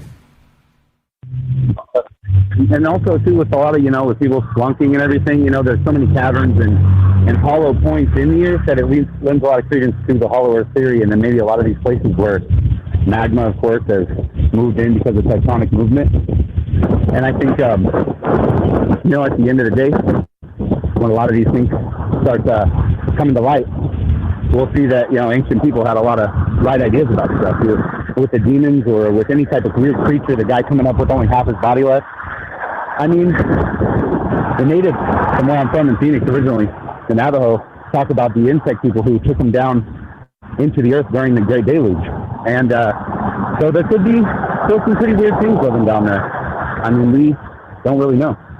Exactly, and I'm with you, my friend. Let's discount the stories of the ancients at our own peril, because you never really know what stuff is actual hypothetical, just telling stories to scare people in the dark, and maybe who saw what 5,000 years ago or something. You know what I'm saying? Exactly, and I mean, just to kind of piggyback on that as an example, the same peoples, the Navajo, used to talk about the web that of creation and how it links everything, and now scientists are finding out that dark matter is kind of really is that web that connects everything. So I think it's kind of crazy that we're honestly relearning knowledge that has already been known. Exactly right. We're rediscovering our past, as it were. Fantastic stuff, my friend. First time caller. Where did you find us? Yeah. Well, man, I actually just decided, hey, one day I need a little bit of a life change, and I've been kind of a conspiracy theorist since I was in Afghanistan in the military. So I kind of just opened up Spotify and searched up, and you guys were one of the first ones that popped up, and I gave you a listen last week. I listened to a lot of older stuff you guys have, like the Oracle of Delphi, the Akashic Record, as well as Dream World, Lucid Dreaming. I listened to probably maybe 7-8 different episodes in probably a 2-day span. Nice. I'm glad you're digging it. Thank you for finding us. Thank you for finding us live and calling. This is exactly why we do it in this format, to get great stuff from smart folks like you. Anything else while we got you on the phone tonight? Hey, man, just good job. I appreciate what you're doing. Definitely an inspiration to a lot of us who kind of think we're maybe too crazy, like you said, talk about it around the cooler. And I think one thing everyone has to remember is it's all connected, and yeah, there's coincidence, but at the same time, for someone else, there was a reason. And perceptually, nobody's evil, so that conscious God is always going to find a way to put you in the mix. Amen to that, brother. Let's look forward and think positive, and I appreciate you calling. Please call back in the future. Love to hear from you soon. Yes, brother, will do. Thanks, brother. That's Chris in Hawaii. Thank you so much for the call. There you go, right? And this is the thing. We're finding people every day. People are finding us every day because of the great conversations. That's because of you. That's because of all the amazing people that call in. There's another one. Great ideas. What is this about? I think going back to maybe the stories of the ancients, giants and things like this, well, again, discount them at your own peril. I think that's really what we're looking at with maybe some of these stories. Again, I don't know. I don't have answers. You guys know me. I'm not trying to make things up and make you believe anything. You decide. That's what it's always been about. But I think when you start looking at exactly specific examples like this, like he knew exactly about this crater that was burning in where was it? Before I say this incorrectly, Turkmenistan. The Darvaza gas crater, also known as the door to hell, is a continually burning crater located in a remote area of Turkmenistan. And I think the idea why they think it's burning indefinitely is that it is said that a Soviet oil rig fell into the crater in 1971. and a geologist decided to get rid of the rig by setting the pit on fire. So it's been burning ever since. And that's what you do, right? When you send a match down into the abyss, you never know how long that's going to burn, do you? And as terrible as that sounds, well, that's the way the world works, doesn't it? So if you want to be part of the show, we got time for you taking your phone calls, 702-957-1037. Thank you, Chris in Hawaii, for calling. And just a couple things. I want to just run down just a quick list. We'll get to these in the third hour of Troubled Minds as we keep on trucking tonight. We'll get to Persephone and the underworld and things like this. Cerberus, the gates of hell. But there's lists here. 10 entrances to hell on earth as described by legend, mythology, and folklore. This is from listverse.com. I'm going to drop it here in the chat. Also, I'll drop the other one that Chris was talking about, that crater that's always on fire. And the thing is this, right? It's not just this place where people consider that there's, a portal to hell in Yemen. It could be many other places, right? And here you go. Here you go. Linking this stuff for you. So here we go. They say St. Patrick's Purgatory, right? There's one. Another is Lacus Curtius, which is a small pool on the Roman Forum. Although it had been a lake at one time, wink, wink, lake, river, water.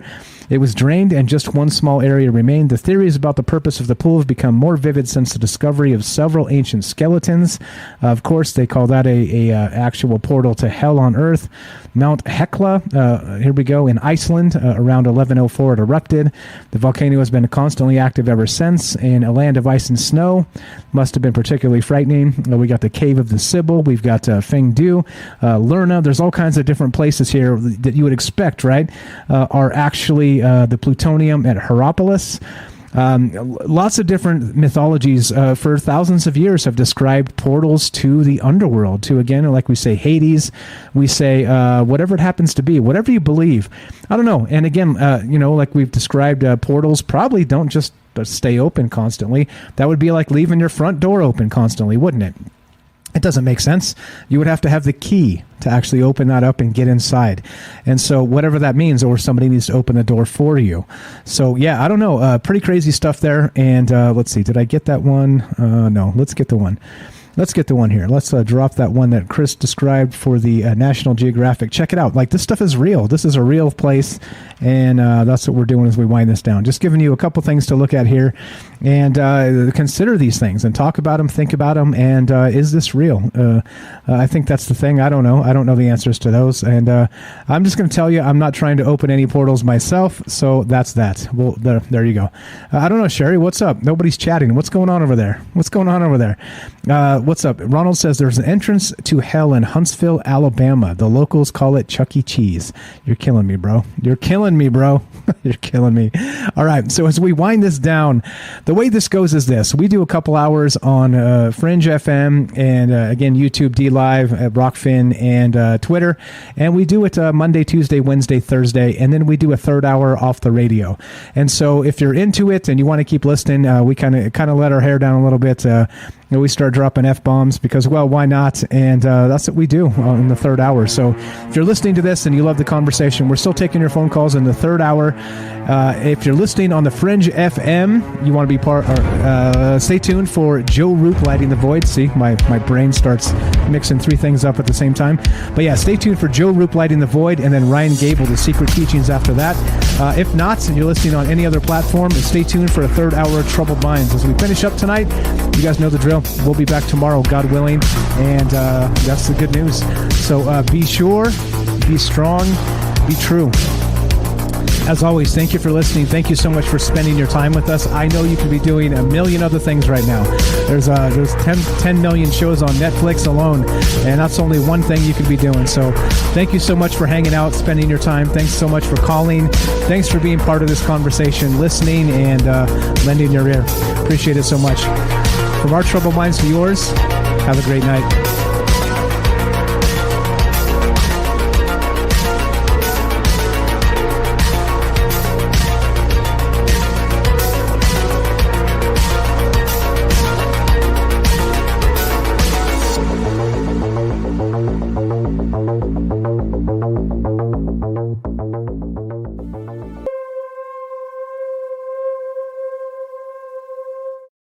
Wow.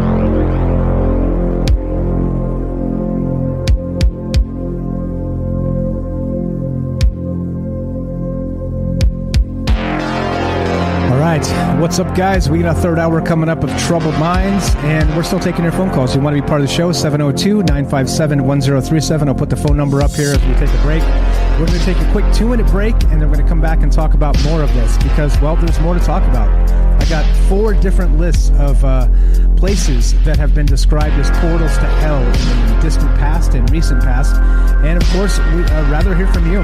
I got tons of stuff to go through, which we can do, but as always, it's more interesting to hear your take on this. And what do you think? Are portals real? Is there a way to actually maybe accidentally step into hell by taking a left turn instead of a right? Oops, how did I get here sort of situation? Or do you think it's a little more complicated than that? And that's what we do on the show. Like I said, hefty dose of the maybe juice, and we keep on chugging it and wondering what the hell's going on in the world we live in. So one more time, you want to be part of the show, 702-957-1037. That's 702-957-1037. More Troubled Minds in 2 minutes. 2-minute break. Be right back.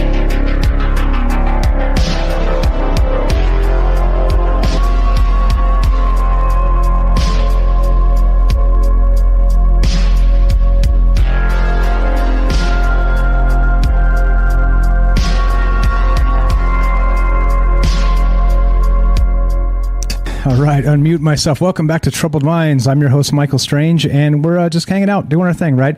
We get together on Monday, Tuesday, Wednesday, Thursday at 7 p.m. Pacific and just talk about weird shit. And that's what's going on tonight. We got this weird story of this sinkhole in Yemen that seems to have all kinds of really spooky stories regarding what happened around this thing. Again, the baby being swallowed that was kind of set down in its vicinity. Maybe it got sucked down by who knows what, some kind of monster or let's call it a wink wink, a gust of wind, because that seems legit. Who knows? They say that this was dug out by a jinn or a genie back in the day, and that they've used it since to actually imprison rogue genie or rogue jinn. Or in other terms, they've called it the Well of Hell as a nickname and described it as literally the portal to hell itself. And so that's the weirdness of this, is that, kind of you dig into some of these local legends. And of course, this is Yemen. As Daryl said, if you're going there for vacation, don't. Human rights are not the best in Yemen. So who knows what's really going on out there. But it is interesting to think in terms of the ancient times, right? Ancient stories, ancient mythologies. Is all of this just a bunch of BS, or is it something else entirely?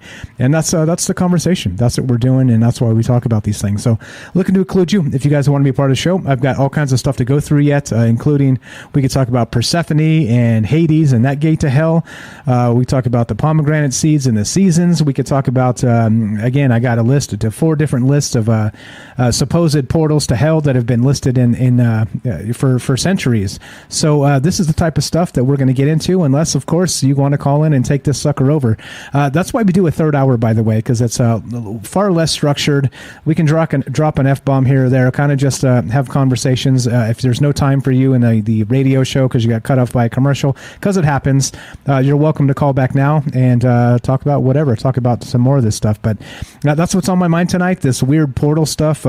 Is there a portal to hell that you can reach from Earth, or is it a little more complicated than that? And I'm open to all that. Or if you're like, come on, Mike, this is just a damn sinkhole, I'm open to that too. It's all good. That's what I'm saying. This is not we're at least me personally, I'm agnostic on this show in all regards, meaning you get to think what you want. There's no agenda here. I'm not trying to tell you the devil exists or does not exist, or to believe this or that or the other thing. You decide for yourself. Do what's best for you, and to me, that's good enough for me. If you're doing the best for yourself, high five, go get it. But yeah, that's what we're talking about. If you want to be part of the show, 702-957-1037, and I'm going to go to a list here. I got lists and all kinds of other stuff. What do you want to talk about? I guess that's the question. We could talk about Persephone and Hades. We could talk about that. We could talk about, like I said, all kinds of other stuff. So you tell me, 702-957-1037. Let's read some of the chat. That's what kind of being off the radio allows us to do, too, is just kind of hang out and read the chat and make it more of a social stream here. What else do we got? Let's see. You guys are cracking me up. Over on Rockfin, we got the comedians. You got the comedians over on Rockfin, as always. All right, so let's see. What's going on in the chat over here? We've got, Mysterious Rumblings of Middle Earth, linked by Night Stalker. Yeah, you're good, Jay. You're good, Jay. Catching up, no problem, man. Listen on double speed, and there you go. Good night, Fred. Thanks for hanging out. Yeah, web of creation. That was a good term, right, by Chris? That was very good. Let's see. What else? Indra's jeweled web in Hinduism. Yeah. What else do we got? Who else is here? Let's see. Who did I miss? What's up, Jay? Thanks for showing up. What's up, Lazy Guy says, there's a mountain in Australia which has been ablaze for 6,000 years. Holy shit. Really? What's the mountain called? I've never heard of that. What else do we got here? Let's see. James says, I wonder if mining can make new portals via constant fire and heat. If so, I wonder if going underground, that underground fire in Centralia is a portal now, if it's still going. I wonder, right? It's definitely linked into something underneath, isn't it? Let's see. What else do we got? Who else is here? Let's see. What else? Who else is here? Let's see. I've never seen Tommy Knockers, so I'm not sure what you guys are talking about. The little goblin gnomes of the Kentucky the Kentucky goblins. Oh boy.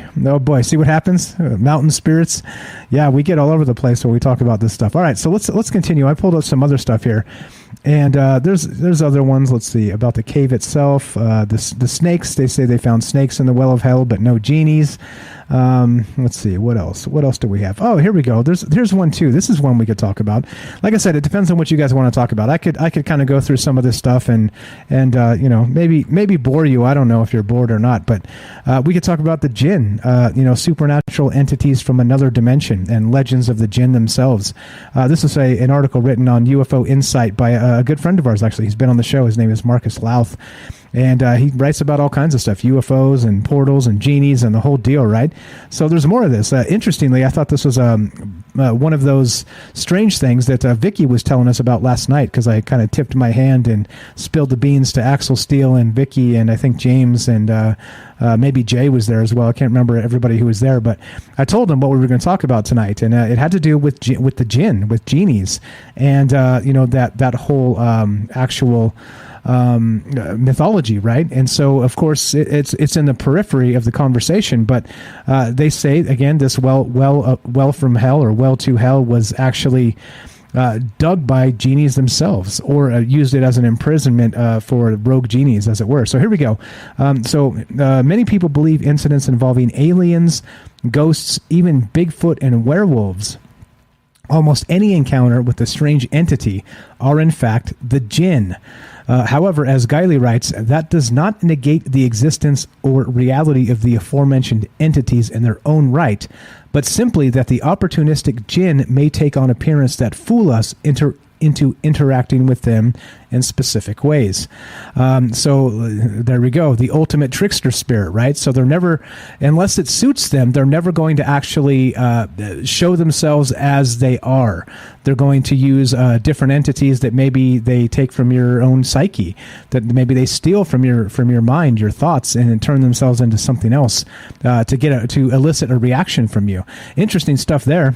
So this article continues. Again, written by UFO Insight. I'm going to link it. Definitely check this out if you guys are into the jinn and genies and stuff. And do give this website some love. UFO Insight has inspired many shows on for troubled minds. And like I said, so much so that we reached out to the writer here, to the main writer, the editor, to be on the show a while back. I'm going to try again to get him on the show, but the problem is he's from the UK, and so they have that weird time zone, that's nothing like Las Vegas time zone. So he has to stay up all night or wake up at 4 a.m. type stuff just to be on the show. So we have some logistical issues with folks from the UK, unless they're super night owls. But yeah, the jinn stuff, interesting, right? So are they that trickster spirit, kind of like Loki in that old mythology, where they are fooling us constantly? And some people have said they're demons. Some people have said they're not demons at all. They're completely separate entities. So here we go. There are a number of researchers, this continues, for example, who firmly believe that the alien presence on our planet is to influence our behavior. And perhaps these aliens are in fact jinn, which again was an interesting thought in itself. Although Guiley doesn't assert that all aspects of the paranormal can be explained away as encounters with jinn, she does say that the evidence points to them being a significant part of our interactions with parallel dimensions and otherworldly realities that intrude into ours. And let's see. Guiley also, Guiley has actually wrote a book called The Vengeful Jinn, Unveiling the Hidden Agenda. And her name is Rosemary Ellen Guiley, is what we're talking about here. So Guiley also points to the fact that the modern science is beginning to examine the genuine reality of other dimensions that exist alongside our own, which we talk about on this show quite often, right? We talk about the real portals and alternate realities and dimensions and things like this. So if we discover absolute proof that other dimensions do exist, might the legends of the jinn be more accurate than we might think? So yeah, thoughts on this? What do you guys know about the jinn? Do you want to talk about this or whatever else? Like I said, we can do Persephone and that whole story. We could do lists of other portals, possible portals to hell on earth. We could talk about the jinn. Like I said, if you called in the first hour or two and you got more to say, you're welcome back at 702-957-1037. That's why we do it. That's what the whole third hour is about. So as long as you're interested, we'll keep on trucking here. I think the jinn is good stuff. Unfortunately, I don't have a lot of direct specific stories regarding the jinn, so maybe if you guys know some more about them than I do, then that's definitely better than hearing me ramble on. Let's see. Let's go to the chat and see what people are saying out there. Damn it, Ronald! Always with the jokes. Let's see. What's going on? What's going on, guys? Let's see. And now they're saying nothing. There we go. All the chat. Now they're saying nothing. So you just gotta call them out, Sherry. Tell them they need to chat. Start chatting in Rockfin. What the hell's wrong with you guys? What's wrong with you guys? Okay. Let's see. Oh yeah, she has written many books. I'm planning on getting the Encyclopedia of Ghosts and Spirits, which she wrote this weekend. Can you tell I'm excited? What's up? Says James. Talking about R.I.P. Rosemary. Is that the same? Is that the same person? Is that actually what we're talking about? Let's see. Yeah, where was it? It was right there. Yeah, oh yeah. Rosemary Ellen Guiley. Okay. I actually hadn't heard of her until just now, and I guess James was telling me last night. Maybe I didn't realize it was the same person. Matt says, what are some other portals to hell so we can stay away from them? Right? Let's hope they're not in your neighborhood, right? Like I said, you take a left turn on the way to Albuquerque. Boom. Hell. Hell. There you go. Be careful what you wish for, says Mary. And yeah. Okay. Night Stalker says she died in 2019, I think. Okay. Yeah, that's unfortunate. Rest in peace for sure.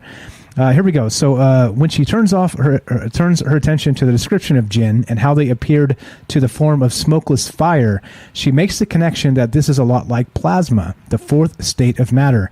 And to quote her in full, to put it simply, plasma is an ionized gas into which sufficient energy is provided, freeing electrons from atoms or molecules and allowing charged atoms and electrons to exist. The strange fourth state of matter is actually the most common in the universe. Our sun is made of plasma, as is lightning. A plasmic creature, then, would require very little physical space to exist, and that's what I'm talking about. So yeah, I like it. It seems like we need to do an entire show on the jinn because, like I said, there's a whole lot of stories probably to tell regarding them, but I don't know enough of them off the cuff to just kind of be hip shooting. So I'm not going to try and do that. But again, if you guys want to be part of the show, 702-957-1037. Let's go back to Jennifer in Missouri. Thank you so much for calling back. How are you tonight? I'm doing good. I'm calling because nobody called. Yeah. And everybody's gone quiet, but the gin is an awesome topic. Agreed, 100%. No, we got to talk about it. 100%. Did you catch the bit about the plasma there?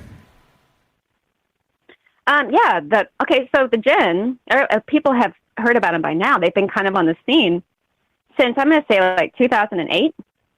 People started talking about it on the fringe radio shows back in the day in the AM. And with Rosemary Ellen Guiley, mainly. And then everybody started looking into it.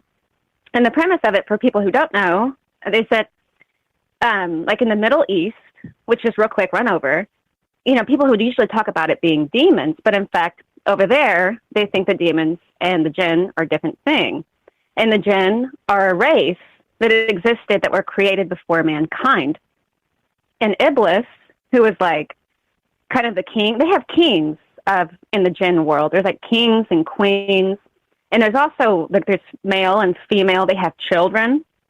You can like upset a jinn by accidentally dumping out water or stepping on one of their children, and they'll come and they'll haunt you and terrorize you and things like that. They're made out of smokeless flame, so they are like a plasma.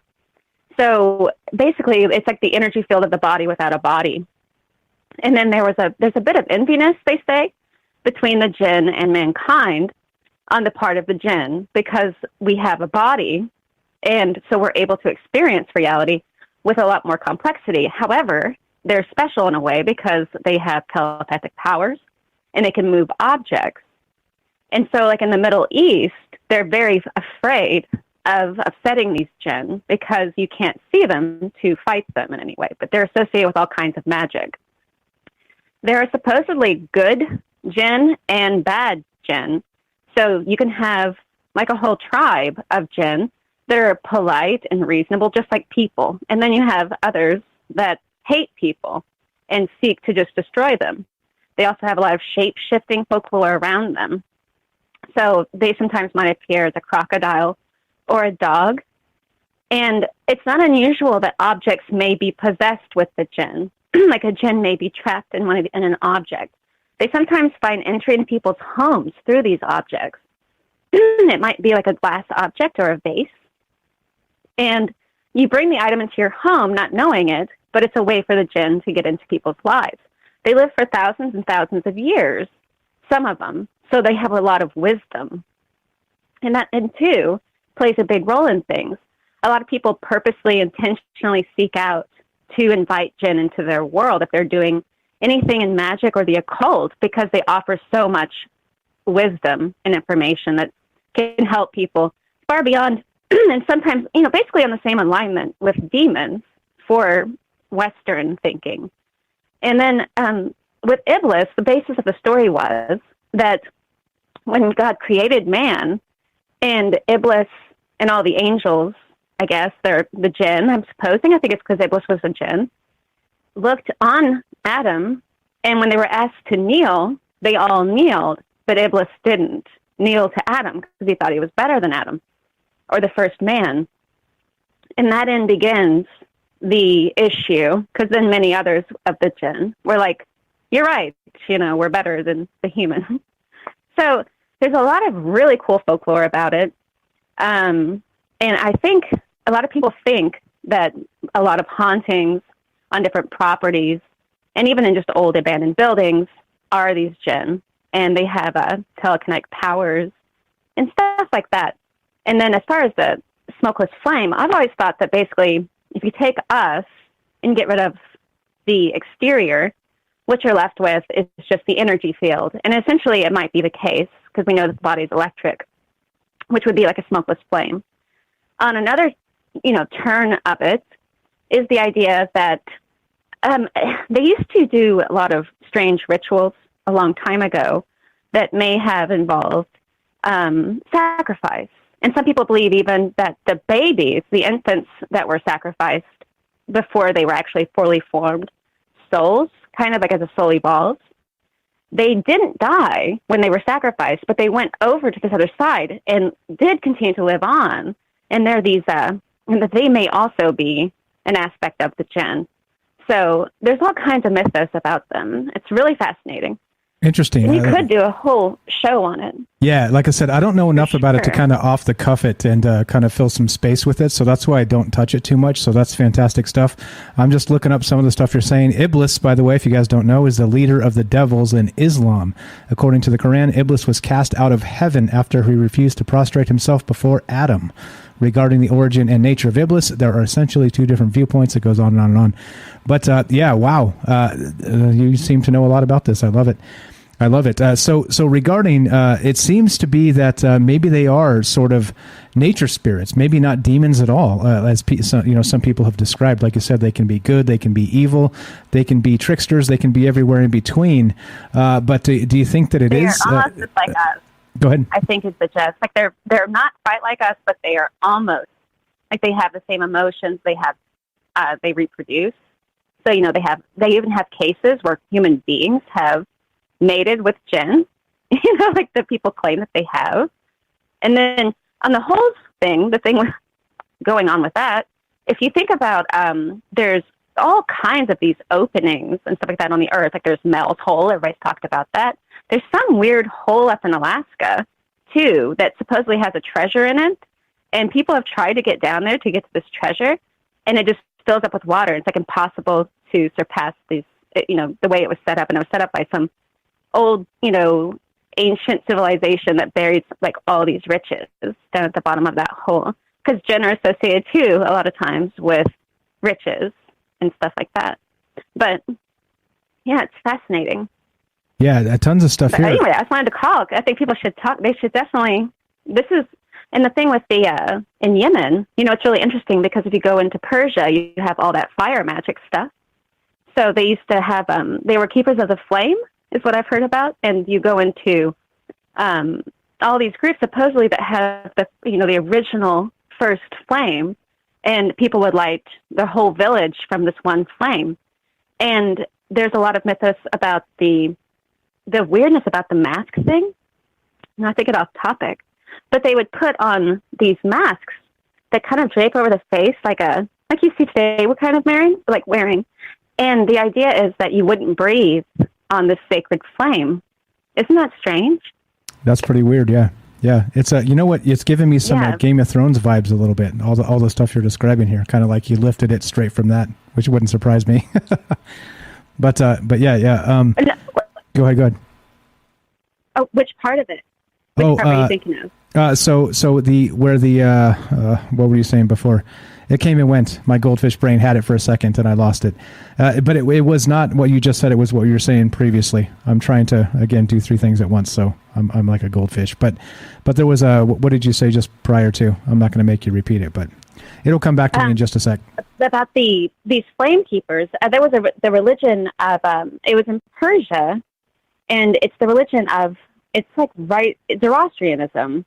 And it predates Zoroastrianism. And it's basically the concept of Manichaean, I think is what it is. And it's the dualism of good and evil. And they carried this religion over from, I guess they were Iran. If you go to ancient Iran and you go further east into the Mongolian steppe above China, between China and Russia. And this supposedly was a religion brought from there and made it as far as into the deep of the Middle East and Persia, coming over through the Iranian mountains. And when they got to the desert there, they had you have the jinn and you have all that magic. And that the wise men, I guess, that came from the Eastern Star from the East came out of Persia, and they were these magi. And magic initially does come out of Persia originally. The term magic and magi come out of it. And the term black magic does as well because it means to burn. So it's magic that uses burning. So like fire magic. Gotcha. And this fire magic comes out of these flame keeper mythos. And their whole religion is based around fire worship. And you find this a lot of times too with Vulcan belief. So where they do people who believe in, volcano, and you have the story of what's her name? I can't think of her name right now. But yeah, there's tons of stuff, especially if you go into the Middle East, or actually no, more like further east than that. Yeah. So I all of remember those mountains over there. Yeah. Kazakhstan and everything. Yeah, that's really definitely cool a place of deep magic. That's again, you think of the C.S. Lewis term of deep magic from the dawn of time. That seems to be maybe the place where that did come from. I did remember the Game of Thrones here. So basically, it's the inverse. You described the keepers of fire, and how maybe the jinn themselves were kind of taking these maybe babies that didn't come to term as spirit and taking them into their tribe as such. I probably said that poorly, but. The Game of Thrones reference is, if you remember, if you've seen it, I don't want to do too many spoilers here. Of course. Okay. Yeah, I love Game of Thrones. I've seen the show. I haven't read the book. Okay. So I haven't read the book, but I've seen the show. So take really good. I'll have to read the book. Yeah, it's very good. That's awesome. The books are fantastic. So the inverse of, like you said, the keepers of the fire, the White Walkers are sort of the keepers of the opposite of that. They're the keepers of the coldness, of death. And instead, the babies that they were giving away from that, remember the wildling with all the wives that were actually his daughters, all the baby sons they were handing off to be created and turned into. Yeah. So that's the thing that reminded me. It came and went, and it just came back. So interesting that it is based on the Song of Fire and Ice, like I said, and it's the inverse. You're describing the Keepers of the Fire. Similar instance of in Game of Thrones, that whole White Walkers coming, collecting these baby boys and turning them into maybe jinn, maybe ice jinn, as it were. Shoot, I don't know. That's crazy. I never thought of that. That's it just clicked in my brain right now. And then one last thing that was like, I was like, well, I shouldn't hold the phone because you're good. I think it costs you money, doesn't it? No, you're totally fine. I would rather hear anyway. you and everybody else. No sweat. Don't worry about that. As long as you need, as long as you want. No, I'll go ahead and go. No, it's just fun to talk about, and there's just so many things. And then think about the wisdom teeth that people have too. I was going to bring that up. Like, it's unusual because there was supposedly, no, I shouldn't go into it some other time. But anyway, though, everybody should look into what the premise of their wisdom teeth is and why it is, and what's going on with that. Because there's some weird stuff about that has to do with this weird thing with the ice and the Great Step and all of that. It's really strange, and it ties into the jinn stuff. But I don't want to go into it because it just goes on and on. You're fine. Look, anyway, I'll get off the phone, but I wanted to keep it going. So okay. I'm like, no, this is a great topic. don't end it. Don't. Okay, have look. a good night. Just to let you know, and everybody else before you go, it's okay. The only reason I take the phone calls in order is because it's just being efficient. It's not like it's not costing me money that way. So I just want you guys to know, I would much rather use it and hear you guys tell me amazing things like you've been doing. So thank you so much, Jennifer, for calling. Thanks for listening. You're the best. Yeah, talk to you later. Thanks a lot. Have a great night. There you go.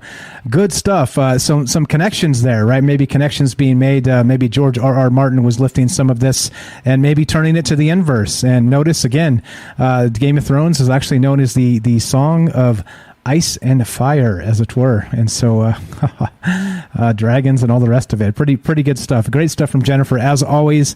And looking to hear from you guys. She's trying to keep the conversation going. Let's not leave the lady hanging. If you want to be part of the show, 702-957-1037. What are your thoughts on this? Do you want to take it to kind of the Game of Thrones stuff? If you know a little bit more about Jinn or Genie that you want to talk about, we can get to some of this lists and stuff at the end here. But as always, I'd rather talk to you guys. You know the drill.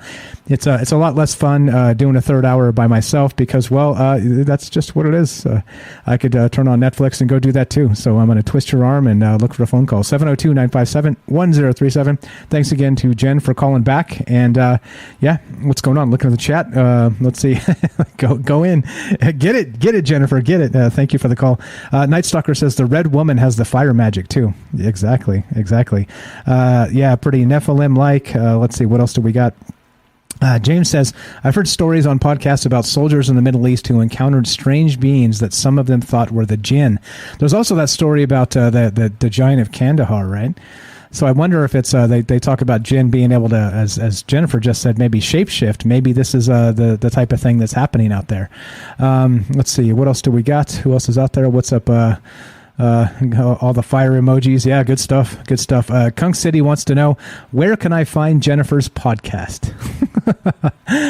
Yes. Where can you find Jennifer's podcast? That's a good question. And Jennifer, I'd actually like to invite you to be on a podcast. We're putting one together, actually, because sort of the all-stars of Troubled Minds here, and kind of maybe going to pick a day, maybe an hour or something, and get together once a week and do like we do here, but maybe pin it down to one particular thing, have like a round table of 3 or 4 people, and lots of folks are already in. James is in, Night Stalker's in. We got lots of people have been invited. Daryl's in, Rohan's in. So if you'd like to be part of that, we'd love to have you. So if you're interested, you know where to find me. Just leave me a voicemail. It's the same number, and we can include you. That would be amazing. All right, so we're going to keep on talking about the jinn or gates to hell or whatever you guys want to talk about. And again, don't feel weird if you call in the third hour and you feel like you're hogging time and stuff. Literally 100%. That's why we do a third hour to allow, without those radio interruptions, just kind of a free flowing conversation conversation. So just to let you know, don't feel weird about that. I appreciate it. Daryl says count me in. Yeah, so there we go. All right, so let's go to Rohan. Let's go to the mighty Rohan whenever you're ready. And we're still talking about this stuff and still taking your phone calls, guys. If you want to be part of the show, 702-957-1037. Do troubledminds.org. Click the Discord link and get your ass in here. So let's go. What's going on, Rohan, the mighty Rohan? Whenever you're ready, my friend. How are you tonight? Hey, buddy. I'm not too bad. How are you? Doing well.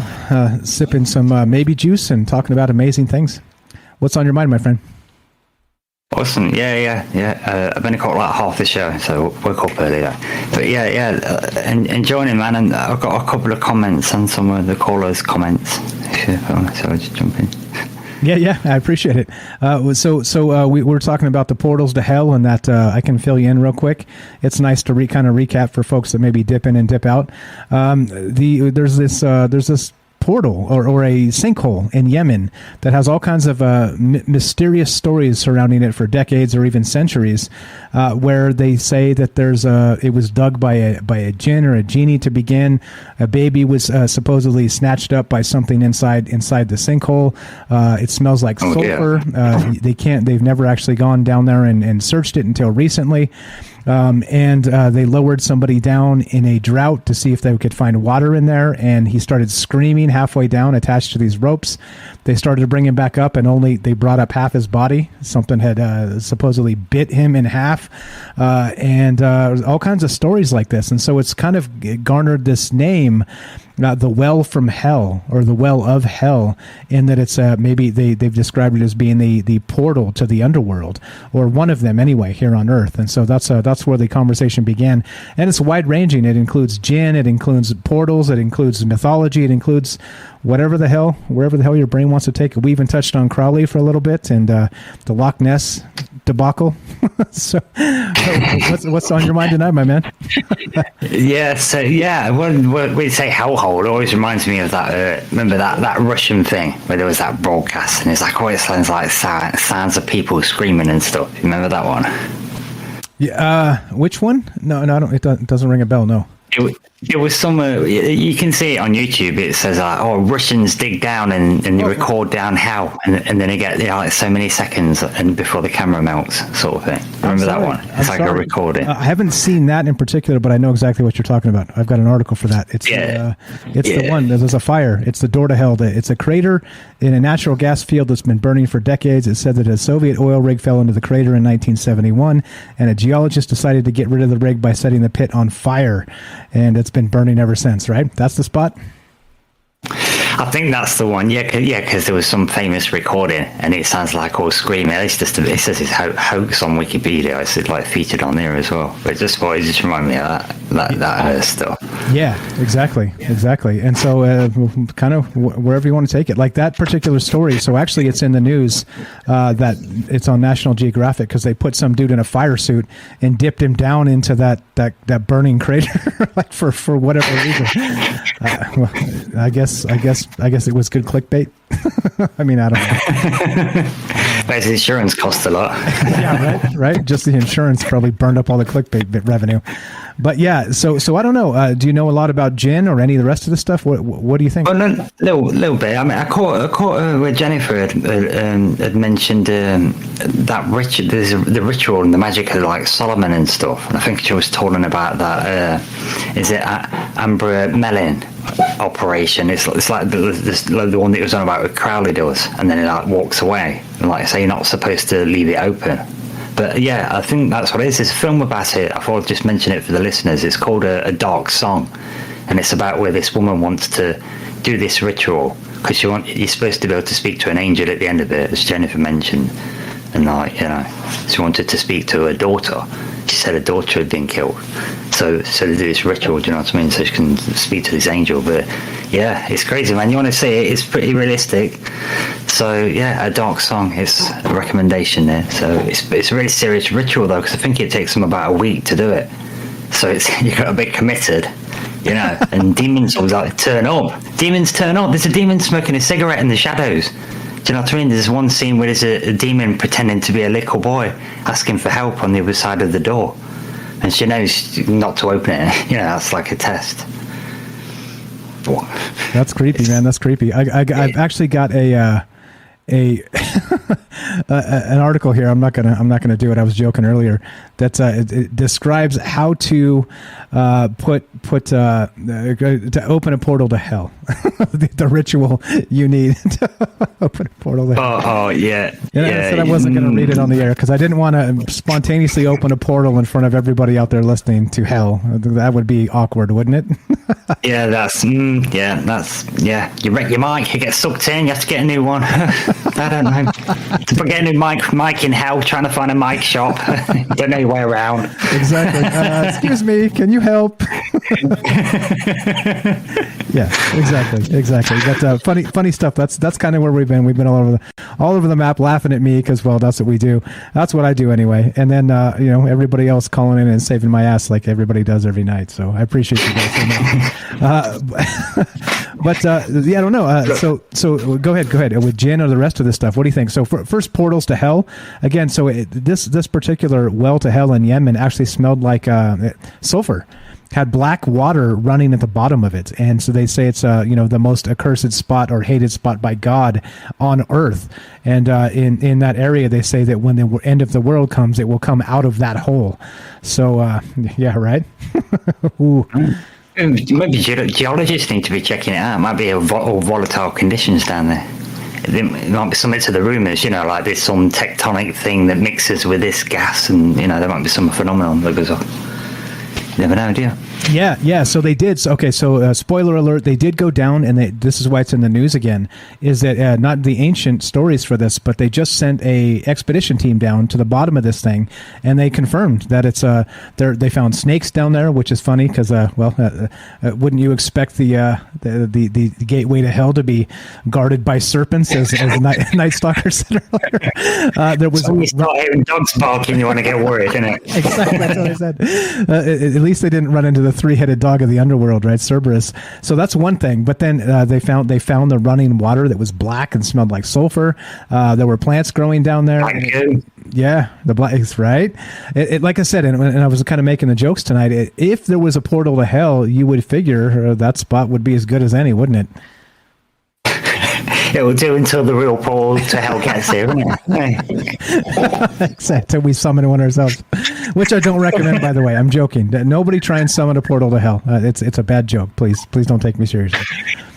What about this then? Let's do it the old flipperoo, right? And what if hell isn't quite how we've been let it to be? Because there's a couple of things in history where the etymology might have switched it up a bit. Because like in Turkey, in Middle Eastern history, there was a king that once locked his scholars in the study and said, I'm not going to let you out until you come up with a way to like a religion to unify our people and make them obedient. And apparently that was a lot of the beginnings of making Christianity into like a package you can use to control people, right?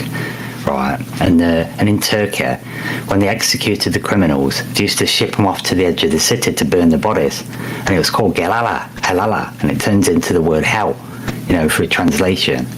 But also in that box saga about this ancient Finnish language where they reckon all people started, everybody started in a place called hell, just that one L in the Finnish languages. So it's like, well, that's a bit weird, isn't it? So it gets me thinking about Hollow Earth and that kind of stuff. Maybe that's what hell really is, sort of thing. And it's like almost like a portal or signifies, a crossing of one world to another. Do you know what I mean? Rather than necessarily an evil punishment control place. Yeah. So I tossed that out there too. So considering, let's say, like I said, throw the theology out. Let's say that hell is actually based on some reality, meaning that they realize that if you go far enough underground, there's fire. Maybe at some point somebody realized that, maybe by setting, an oil spigot on fire 10 million years ago or something. But maybe they knew. Maybe looking at volcanoes, right, and this type of thing, that fire comes from the ground, and maybe that's what's happening in the center of the earth, and maybe hell itself is a place, like they say, heaven is a place on earth. Maybe hell is a place on earth, physically speaking, right? Not like an actual Stargate sort of thing, which we'll get to in a sec. By the way, Night Stalker wants me to ask you about the waters in the Stargate, which we'll get to. But if there is, like, maybe like you said, sort of the underworld sort of not flat Earth, Hollow Earth, something like Hollow Earth, right? Where maybe the story of Persephone and Hades is more of a true tale, in that they found some passage that went so deep that maybe reached, like sort of a volcanic fire sort of situation, like that type of thing, right? And so kind of kicking it back and forth. I know I'm rambling a lot here, but the point being is what I'm trying to make is that maybe hell, in terms of fire and brimstone, is a place physically here on Earth. What do you think about that?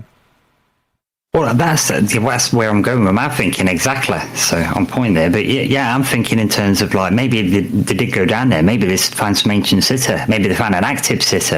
You know what I'm saying? And I'm thinking Gears of War. You know what I'm saying? If you've been down there and played that video game, they go down deep down in the ground, find out there's people down there, ancient city, and grubs. It's like, well, what if you do? What if there is other civilizations that have survived from back in the day and they've just gone underground? Or maybe it's a great place if you can do it. If you're in aliens that likes hot conditions, it's a good place to hide out because we can't get down there. And maybe discovered some entrances. You don't know, do you? I mean, I looked at that famous is it KGB book of all that listing all the aliens, but some of them aren't like aliens in that list. Some of them are like people that just live underground in these amazing cities and stuff, and just avoid us and like wise and could look a bit like Buddhists. And it's weird, man. It's kind of worms. It's kind of worms. Totally. Agartha is the term I was looking for. That city or world inside the Earth. Okay, so Night Stalker wanted me to ask you this as well. So regarding like we always talk about ley lines and portals, and he talks about river conjunctions and things like this. He asks about actually he's jumping in. He says he's going to jump in, and maybe he can ask himself. What's up, Derek?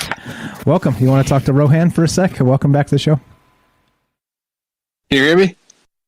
Loud and clear, buddy. Oops. You were loud and clear. You're good to go. Go right ahead, sir. I don't know why I always do this. Can you hear me? Loud and clear. Go right ahead. It looks like it's booting me off, and it says to join voice again, so I click it, and then it kicks me off that way. Sorry, brother. That's cool. Discord's a little weird. You're good. You're on with Rohan and myself. Go right ahead, my man. What's happening, brother? You guys were talking about what if this hell on Earth or some kind of like inner Earth world, and I love those theories and like the Hollow Earth idea, and I think that there is giant cavities and like possibly ancient cities and stuff all inside the Earth, and giant, like it's almost like like the whole membrane is like porous almost, and there could be underground bases that connect to these giant tunnels, et cetera, et cetera. But also I think there could be portals in these caves too, and like the ancients could have been like walking down these caves or exploring these caves and then slip through this like these natural portals into another realm and just assumed that was inside the Earth, like Agartha or Shambhala or whatever, but it could be like actually somewhere else.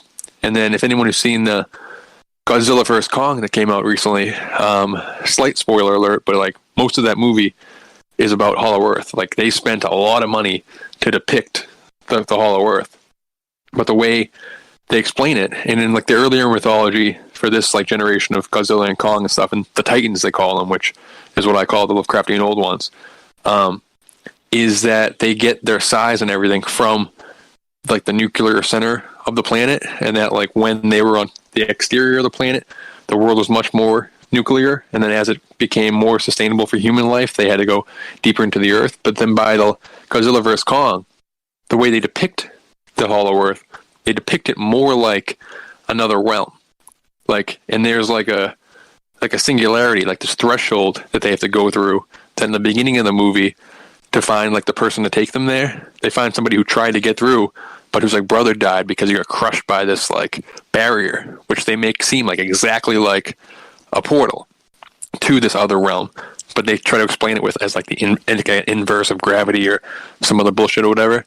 But it reminds me of like the Nazis and like the Thule Society and the Vril trying to like create like the Nazi bell, which people think about first with aliens and UFOs, but it looks a lot like what they used to get, like the craft they made to survive the entry into this other realm in Godzilla vs. Kong. So the bell, in my opinion, it's less of like a UFO for space and morph to like get into this barrier through the portal, to like travel through a portal and not get crushed and killed or whatever, that may or may not be inside the Earth, you know, like tunnels, caves that lead somewhere else. Like it could be everything included, if that makes sense. I mean, so it is here, but also elsewhere at the same time.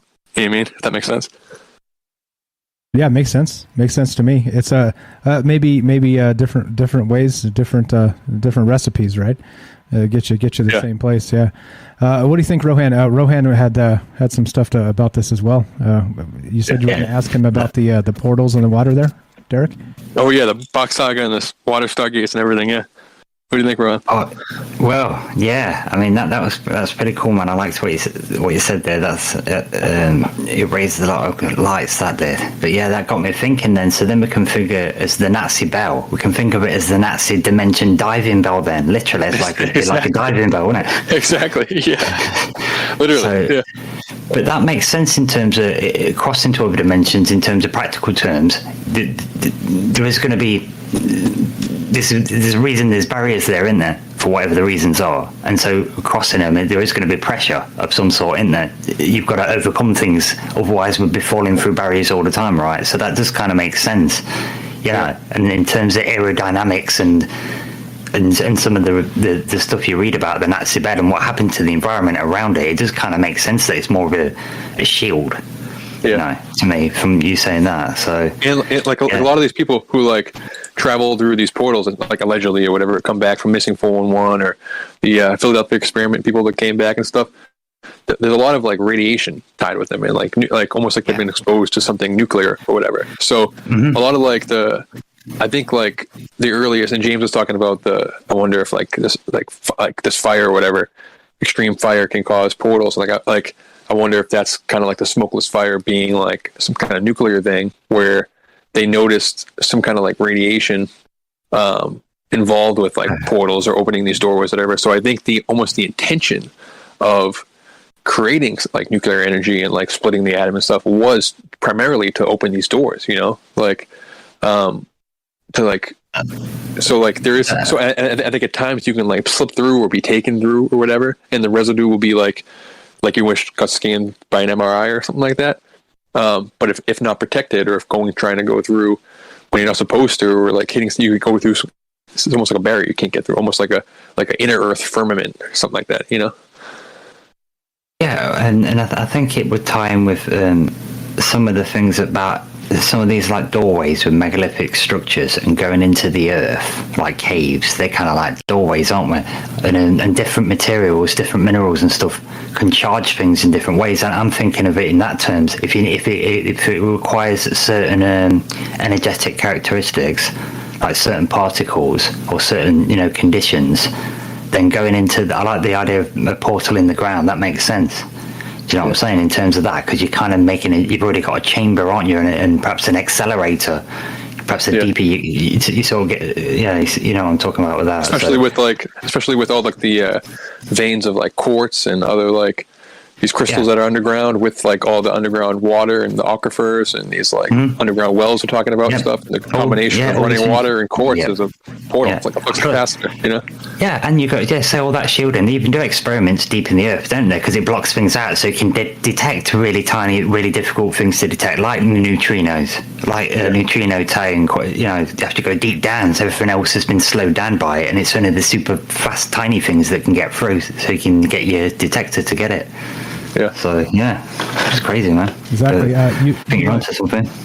You brought up James there, Derek. So you summoned him. Welcome back, James. Thank you. Hello. Yeah. It's interesting the idea of the portals having effects on people. I wonder if, in some cases, maybe that has to do, or that can explain shamans and mystical people. Maybe they went through some kind of portal in their area, and maybe it wasn't quite negative. Like it wasn't the same as some of the more negative ones, like this one possibly that the show started with tonight. But maybe that's part of why they're different when they come back. Yeah, they come back schizophrenic, and the other people can come back like with almost like in different like biblical stories or different ancient tales of like encountering these beings or encountering God or like the burning bush and all kinds of stuff. And it's like it's incalculable for their mind. They can't register it, and in some cases it will like drive them crazy. Like Lovecraft talks about it all the time, where these like names and these entities, the words he's using and descriptions he's using, he says like it's not what it is. It's indescribable, and it drives you mad instantly. So what if there is like because there's that combined with you're entering a world with this like effect on you, and it's like getting MRI scanned or an X-ray like to the millionth power, and it just fries your gears, Yeah. And unless you're a shaman or somebody who can do it, like people who can dive naturally really down low in the water, like then you can survive and come back and tell the tale, the Orpheus thing. Yeah, weird how only us can start with a portal or a sinkhole in Yemen and end up with a shamanic journey. Exactly, yeah. Well, that's what it's all about. That's kind of what ties all these secret societies and these ancient cultures and different like mystics and shamans together. Is that the journey, they all have different stories for it and different versions of it and different ways to like get in this altered state to do it, or different locations they want to do it at. But it's to go to the underworld, go to the other side, cross the veil in some way, find information, find knowledge, seek something, and then come back and share it. And that's like what a shaman does. That's what an artist does. Go to the other side, pierce the veil, and come back and bring it back for the community. I mean, our own minds are portals in different ways. In some cases, exactly. When we're creating things. Maybe that's a kind of a portal too. Yeah, and I wonder if exactly. And I wonder if like maybe we're not going anywhere with these like water portals or sacred springs or wells. Maybe it's just these locations do something to your consciousness to make you travel somewhere else. These different energies that are flowing around you. Can create some kind of consciousness effect that can take you to heaven or to hell, depending on your vibe or your location or the setting or whatever, That's your remote viewing. We are the Stargate. Yeah. Far side stuff, Ron. If it's okay with you guys, I want to throw a crystal skull into the mix in this one. Yeah. Go right ahead, sir. And a little spoiler alert, because there's a Stargate episode, right, where they find this crystal skull. And then it turns out that it's identical to one that was found before, but they thought the guy was crazy, right? So, and it, of course, right? But it turns out he got teleported there and then back again, and no one believed him. And it was to do with lepton radiation, because when they go and checking the skull out, there's lepton radiation building up, so they go running away. But Daniel Jackson's looked into its eyes, importantly, and it's phase shifted him out of reality, so they can't see him. And they think he's just disappeared. And he's trying to figure a way to get them to talk to him, and they can't see him. He puts them out of phase. But it's because he only partly went through the process and they shot it, do you know what I mean, to try and stop it. So that's funny. Go back to the crazy guy, ask him about it, and it's like, you have to let the process finish, and then and then it transports you, and then you wait for the giant aliens to arrive. And I think it sounds crazy, but that's what they had to do. Look at the crystal skull, wait for the lepton radiation to build up inside the pyramid, and then boom, you're gone. You get transported. That's funny, because there are stories of people getting lost in areas, and then other people that they know that try to find them. And the person that's lost can hear the people that are looking for them, and they'll call out. But the people that are looking for them can't hear them or don't even see them in the same area. Yeah.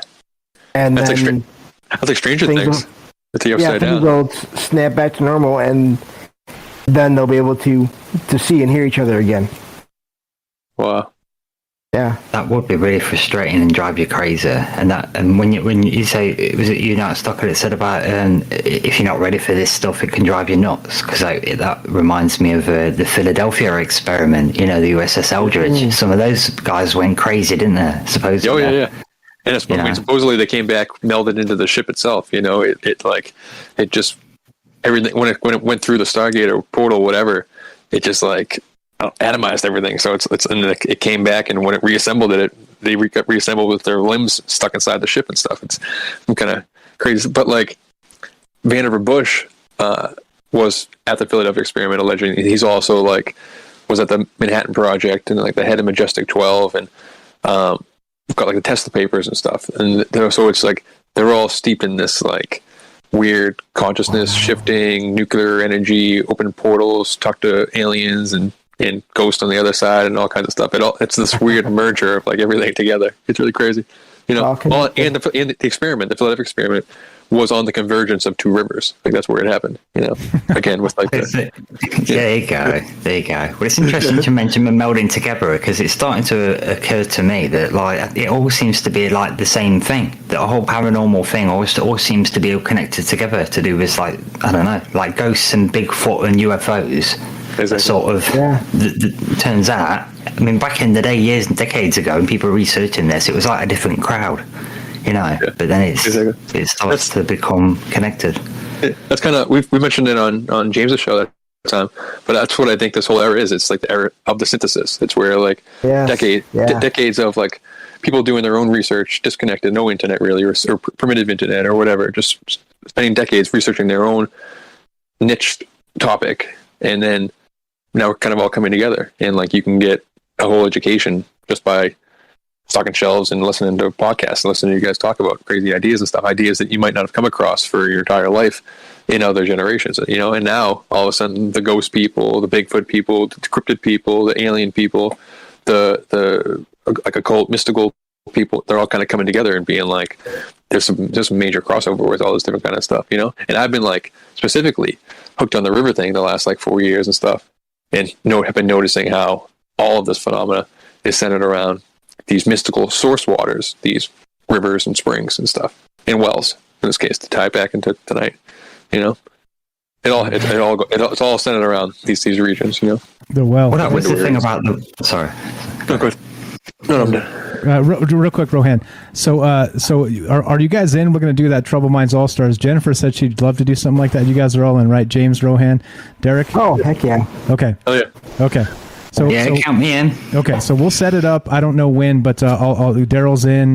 Jay in New York is in. Basically, all the folks that are. If you guys want to be part of it, it won't be every week. Kelly. Kelly. Yep. We'll rotate. Oh, that'd be, yeah. And it'll be like 3 or 4 per hour and a half type thing, and we'll just get together and talk about gin or something. We'll pick a topic and just talk about weirdness, kind of like we're doing right now. That's why I wanted to bring it up, because it would be very much like exactly how we're doing tonight. So, and I wanted to interject real quick too. So go ahead, Rohan, with your thought. But we got Chris calling back in from Hawaii, so we'll go to him in just a second. I don't know if the telephone line will come through to Discord and back and forth, but we can test it right now and find out. But go ahead, Rohan. You had a thought before I interrupted you there. Oh, that's okay. No. It was just that thing with the water, with the rivers and that, and the box saga. In the box saga, it says that Finland used to be right smack bang where the North Pole is, when the Earth didn't used to be tilted on its axis. Right, it's supposed to be straight. So they got perpetual daylight, and and like that's where I was thinking about all the Hollow Earth stuff, and then. But yeah, and a lot of Hollow Earth theories, and like with the Garthman stuff, or like even like Garden of Eden and stuff, it's connected, or at the North Pole, it's this sacred source river that spreads into 4 rivers that is the source of all the water on the planet in like a ton of mythologies. Yeah, well, they describe it after I think it's after the first Ragnarok, or it might have been the second one, whatever. We created all the rivers in Finland, and so that's when you've got the start of the first peoples, and they had like a ring of people, and then they had another caste of people that have an outer ring, and they did keep spreading the gene line out like that, spread into the whole world. So it was like they were called different ringlands.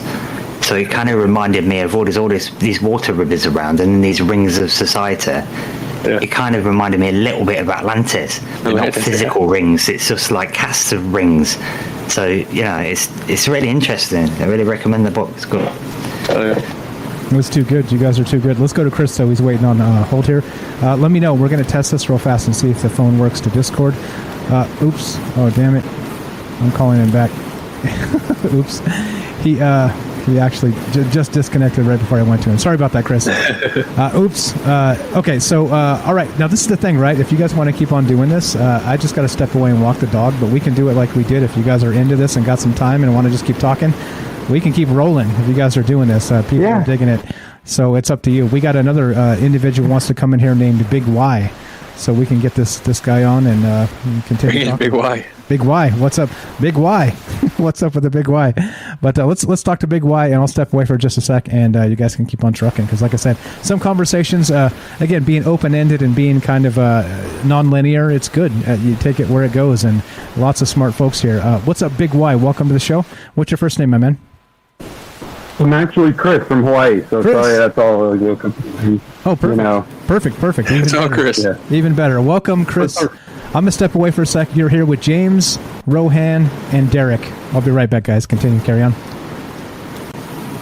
I just want to start by saying you guys are dope. What's happening, brother? What's going on? Hello. Yeah. Just chilling, man. Just, I mean, I thought I was one of the only people, you know, because anytime you try to talk about, like, you know, ancient aliens or any of that type of thing, you know, they're just kind of like looking at you sideways, like. Yeah. So it's kind of cool to find you guys in the long run. No, the weirder the better, honestly, in my opinion. Like, the crazier the theory, the more I like it. You know? That light, what's it? Small talk is for the birds. Yeah. Yeah. Exactly. Yeah. We just said something about with the Philadelphia project, and you know, I mean, I just kind of thought to my mind, you know, who was on that but refused to actually like follow through and see it out was Nikola Tesla. Yeah, that's right. That's correct. Yeah, I think he sabotaged it. I think there was a key part that was supposed to sort of log your position in time where you're supposed to be, where your normal body would normally be, and I think he removed that part, so it didn't really know how to track where you should be. Do you know what I mean? In time and space. Do you know what I'm saying? That's why the guys that knew where they were stood when the experiment went all weird, they were okay. But the guys that got a bit disorientated just appeared anywhere. You know, you needed this key. There's some key frequency you have to hold and track or something. So you know, to pull people right into the right moment in space and time. So you're kind of aligned with your body. You know, I think that's the deal. You know, it makes sense. It's like, especially if there is no real time and you're trying to like time travel and stuff, it's more like you're like navigating this like shape almost, so you want to punch in these like these frequency coordinates almost, you know? Yeah, it's almost like 5D orienteering. You just need to get coordinates correct, because you're doing extra dimensions stuff, aren't you? Yeah, exactly. Yeah, it's cool. Vulcan chess. Yeah, that's funny, because if you look at a lot of your major sci-fi stuff, whenever they're going to travel a great distance, the first thing they do, they punch in coordinates. Yeah. And maybe whatever energy method they're using, that's how they do it. They don't just go. Yeah. Right. Yeah. Oh, sorry, go ahead. No, go ahead. I was just going to say, if you guys like watch Gaia, I'm sure you guys do, because I've heard it mentioned a couple times. But basically, in the long run, there's a guy who was talking about, you know, channeling like, you know, alternate entities and whatnot, and basically being in, you know, one of them is called Bashar, and supposedly this guy Bashar is talking about how entities are interdimensional and extraterrestrial travel, and that is basically through that vibration, finding the frequency of where you want to be and vibrating at that frequency. And it's kind of like, you know, Einstein-Rosen-bridge, that connection of, you know, how space-time can bend. Yeah, exactly. Even in, I think you mentioned it, I can't remember if it was during the show or in the after chat or whatever, but in the Kingdom of the Crystal Skull, the Indiana Jones fourth one or whatever, those aliens that they have in the movie, they look like Greys and stuff, but they don't come from space. They come from, what they say in the movie is the space between spaces, and they're like they just vibrate at a different frequency, whatever, and they're kind of like tuning themselves, and their whole craft, the whole giant big metal UFO and everything, just kind of like tunes out. It's just a big giant whirlwind. Spoiler alert for the movie, but huge giant whirlwind, and then they just kind of vanish because they're changing frequencies. And that's a theory for like what these light beings or like maybe plasma beings or ultra terrestrials, whatever they are. It's just like, to become light, what we're doing is it's all just energy. Like, we're all made of energy. We're just very dense and moving slowly, but you just literally raise your vibration, as new agey as it sounds. That's just literally what you're doing to become these like light beings or become invisible, or to, you know, so for all we know, there could be like whole weird invisible light crystal cities, you know, all around us that we just can't see, you know? Yeah. And crazy. I mean, the idea of once you're a spirit, once you pass, if you're a spirit, energy, you know, your energy, well, energy that can also almost be, I mean, that's tied to vibration. Yeah. What about this then for a head trip? What if you have to go down to Agartha and you have to go down into the caves and then there are certain archways where if you're over high enough vibration, you can pass through and then suddenly the city will appear. And it's all nice and good, and but people that are not too good, they can't walk through an invisible barrier. They can't see nothing. Exactly, yeah. Or just it could be some kind of like underground like grotto or hole that creates like the vibration or some kind of like whatever that reaches your frequency. Like a lot of these sites and stuff, I know like Freddie Silver talks about it a lot, but it's actually creating there's like a effect with magnetic field where it like reacts with this like layer of magnetic particles or whatever it is. There's like a layer like around the brain that just when it's interacted with, that's how you can get into these naturally altered states. And like he calls it the art of the resurrection ritual, where it's just essentially getting in these pyramids or stone chambers or grottos or sacred whatever that literally change the way your mind is working, and you go to other realms to come back with the information. Like is it? I don't know. Is that kind of how it works? Maybe with these underground chambers, the same way. Like I think there's a lot of evidence for that. To be honest, it's a segue in nicely auto into things like breathing work. Like say the meditation stuff and the breathing work, and then it being in a kind of stone shield that kind of shields you a little bit, and also might have nice resonant properties. Exactly. It's gonna clear you up a little bit, and plus as well, doing breathing techniques and certain physical actions helps you build up your magnetism, or learn to control it, learn to feel it. And that's what that stuff's all about, isn't it? And back in these days, we're distracted all the time, aren't we? Everything's trying to get our attention. Yeah. So it's only in recent times we're not just sitting with ourselves and having stillness. Yeah. I like the idea though of architecture or spaces designed to amplify. Because I mean, even if you just think of air moving through a space, I was talking about this before, and I forget who I was talking about it with now. But I think I mentioned it before. So I'm legally blind, so I'm used to listening to more than looking at things, and I can tell the difference between being in a hallway versus a large open room. Yeah. Because of the way it sounds and the way you feel the air go by you. Yeah. It's different. Freddie Silva.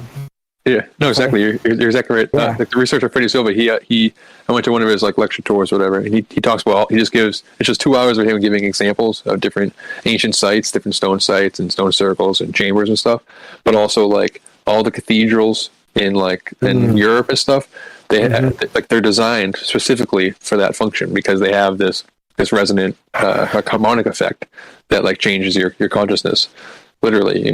So yeah, I don't know. It's a trippy idea. That's interesting, especially when they have choirs.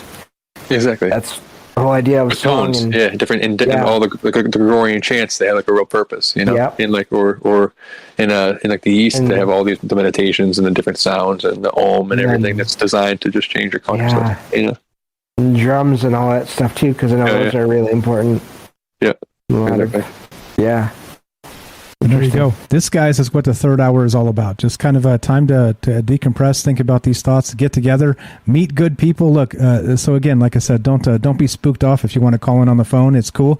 It costs me a few cents. I promise you, the things you're going to tell us are worth way more than a few cents. So don't consider that. It was only a way for me to describe, like I said, why I take the phone calls first. If they sit on the phone and wait for 45 minutes, it's just less efficient all the way around. So that's all. Let's wrap this up, guys. As always, we can continue this conversation offline, and God willing, we've got tomorrow. You guys are amazing. Thanks, Chris, for hopping in here and being part of this conversation. Thanks again to James, Rohan, Derek, all the people who called in tonight. You guys are amazing. Like I said, saving my ass every night. It seems like it's like I said, I know I'm just kidding, but think about it, right? If it was just me, sure, fine. There's nothing wrong with that. But once we add all of you guys into this mix, holy shit, man, it turns into something like spitting hot fire. So that's what it's about, So, and like I said, if you guys want to call back in the third hour and talk about whatever, and we hop in here with like a panel sort of thing, that's what the third hour is all about. So thanks again. Thanks for hanging out with us. Anything else while we got you guys on?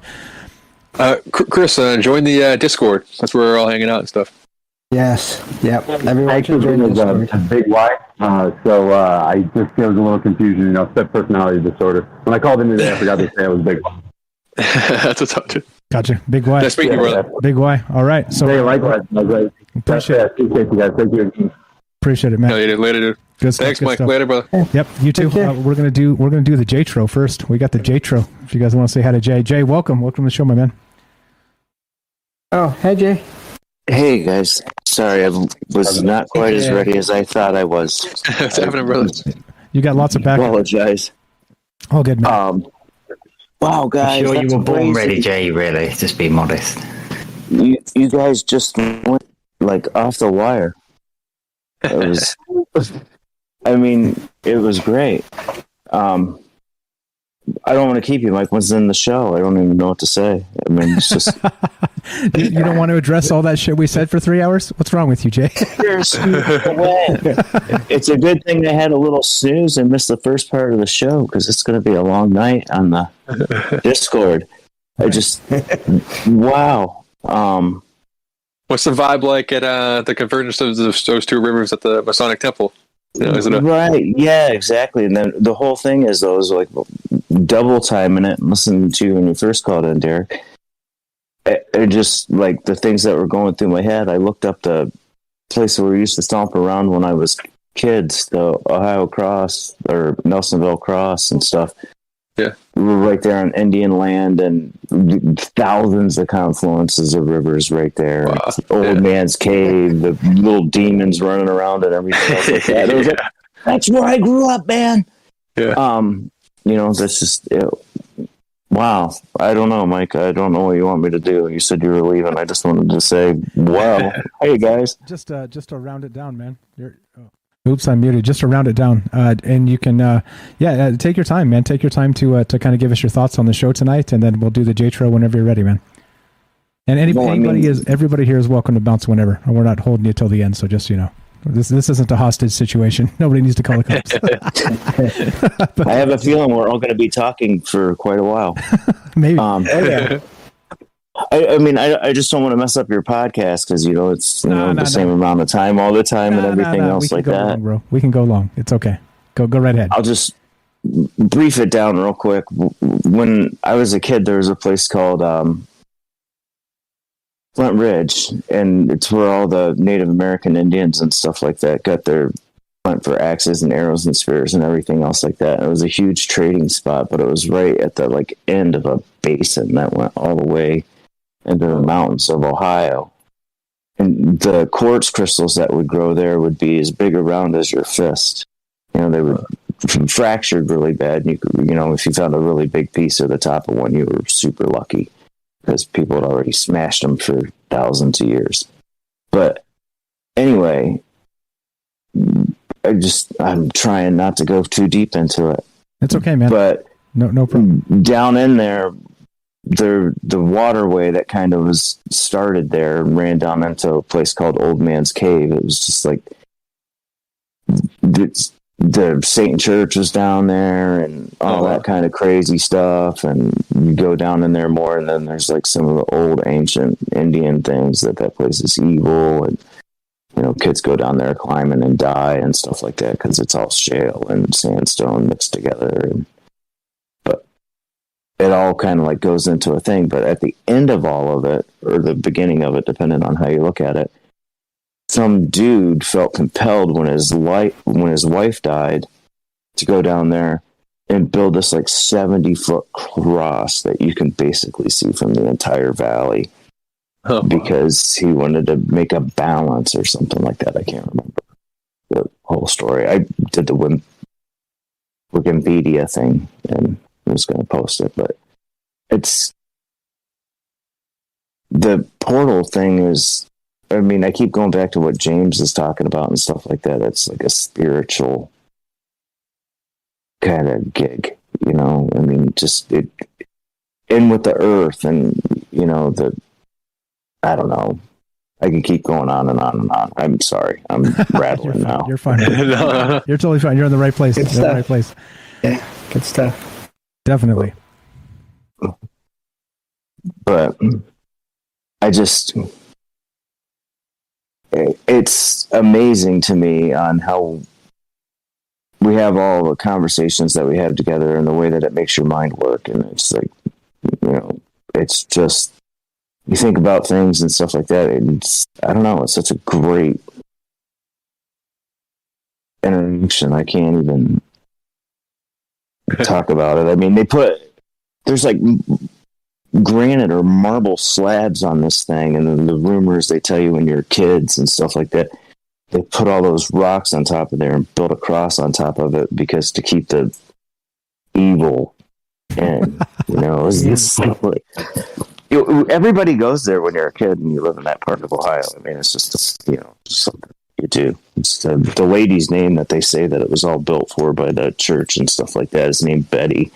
The guy loved his wife so much, and he had like a soul searching thing, and he went back to her hometown and found the spot where he should build it. And then the church helped him out, and lumber company, and get away from those saint worshippers that are running around down there in the hills collecting all the quartz crystals and going back to all that stuff that you guys were talking about. I mean, it's just like, wow. I mean, that's just like, it's that whole little swath in Ohio. It's a good ways. It's probably like 70 miles of land through there.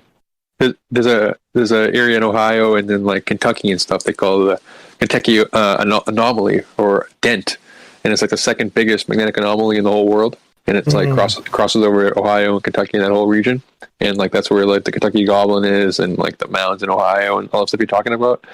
So there's so funny. I'll tell you why in a second, but that's so funny.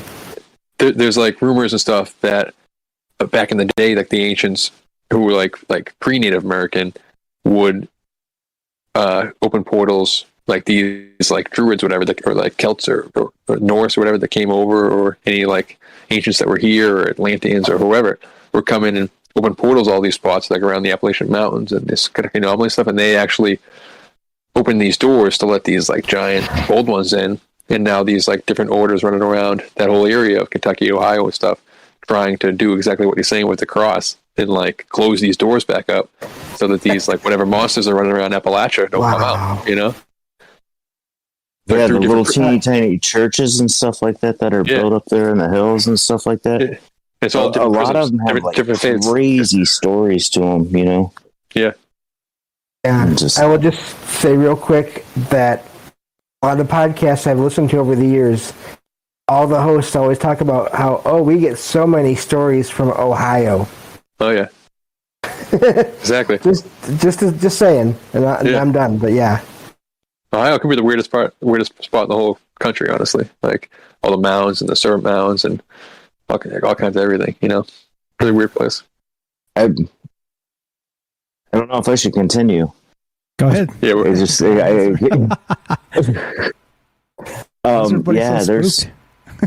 well, because it's the end of the show. It's fine, man. It's fine. I don't know. There was a place up there that had supposedly the Indians that lived there when they died, they buried them with I can't remember, but it was a pine tree of some sort. I can't remember what it is. But anyway, they would bury them with those seeds in their mouth, and when they would grow, they would die and they would grow, and their soul would become the tree. And wow. Or the tree would die, their soul would leave. You use your body when you lived on that earth and all that and stuff like that. You had to spend your time on the earth giving back the oxygen and blah, blah, blah. Wow. But there was a cabin. This thing was huge. I mean, probably headed 60, 80 feet long and probably 30 feet wide. A huge amount of people could fit in there. They cut down all the trees, the old growth trees to make the cabin. I mean, these logs were like about as big as if you put your arms around, So, yeah.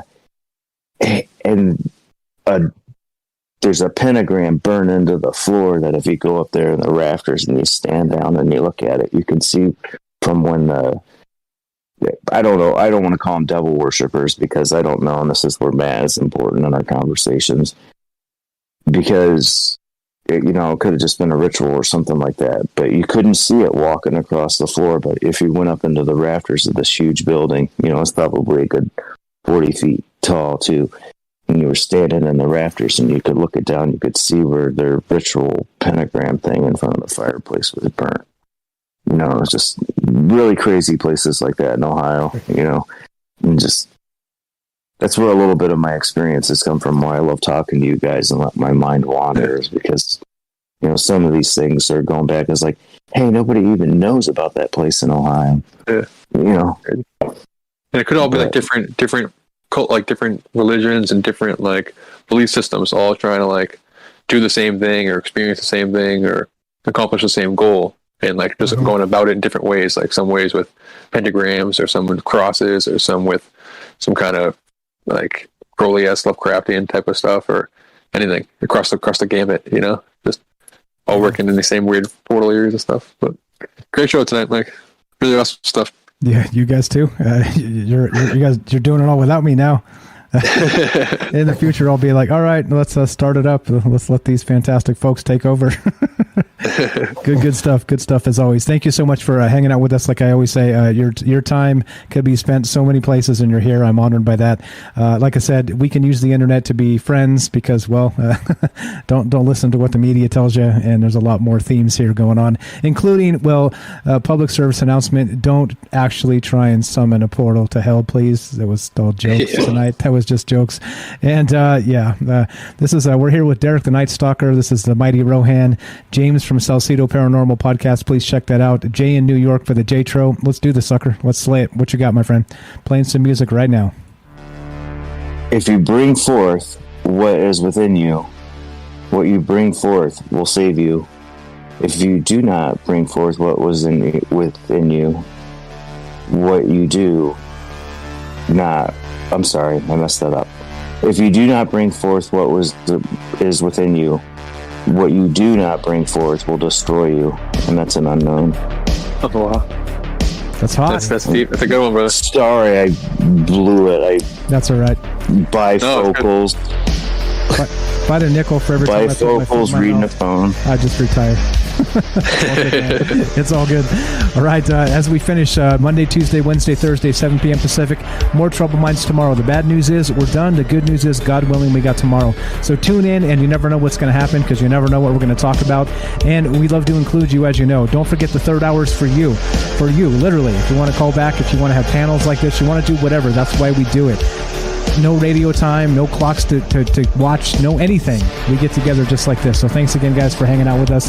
Thank you, everybody, for the calls tonight. Thank you, everybody, for listening. This is where I kiss the babies, hand out the flowers, and tell you I'm running for office. But I promise I'm not actually running for office. Let's get out of here. Thanks for listening, guys. From our Troubled Minds to yours, have a great night. Time to howl, boys. There it is. Come on, you gotta do better. Full moon's over. Wet koalas again.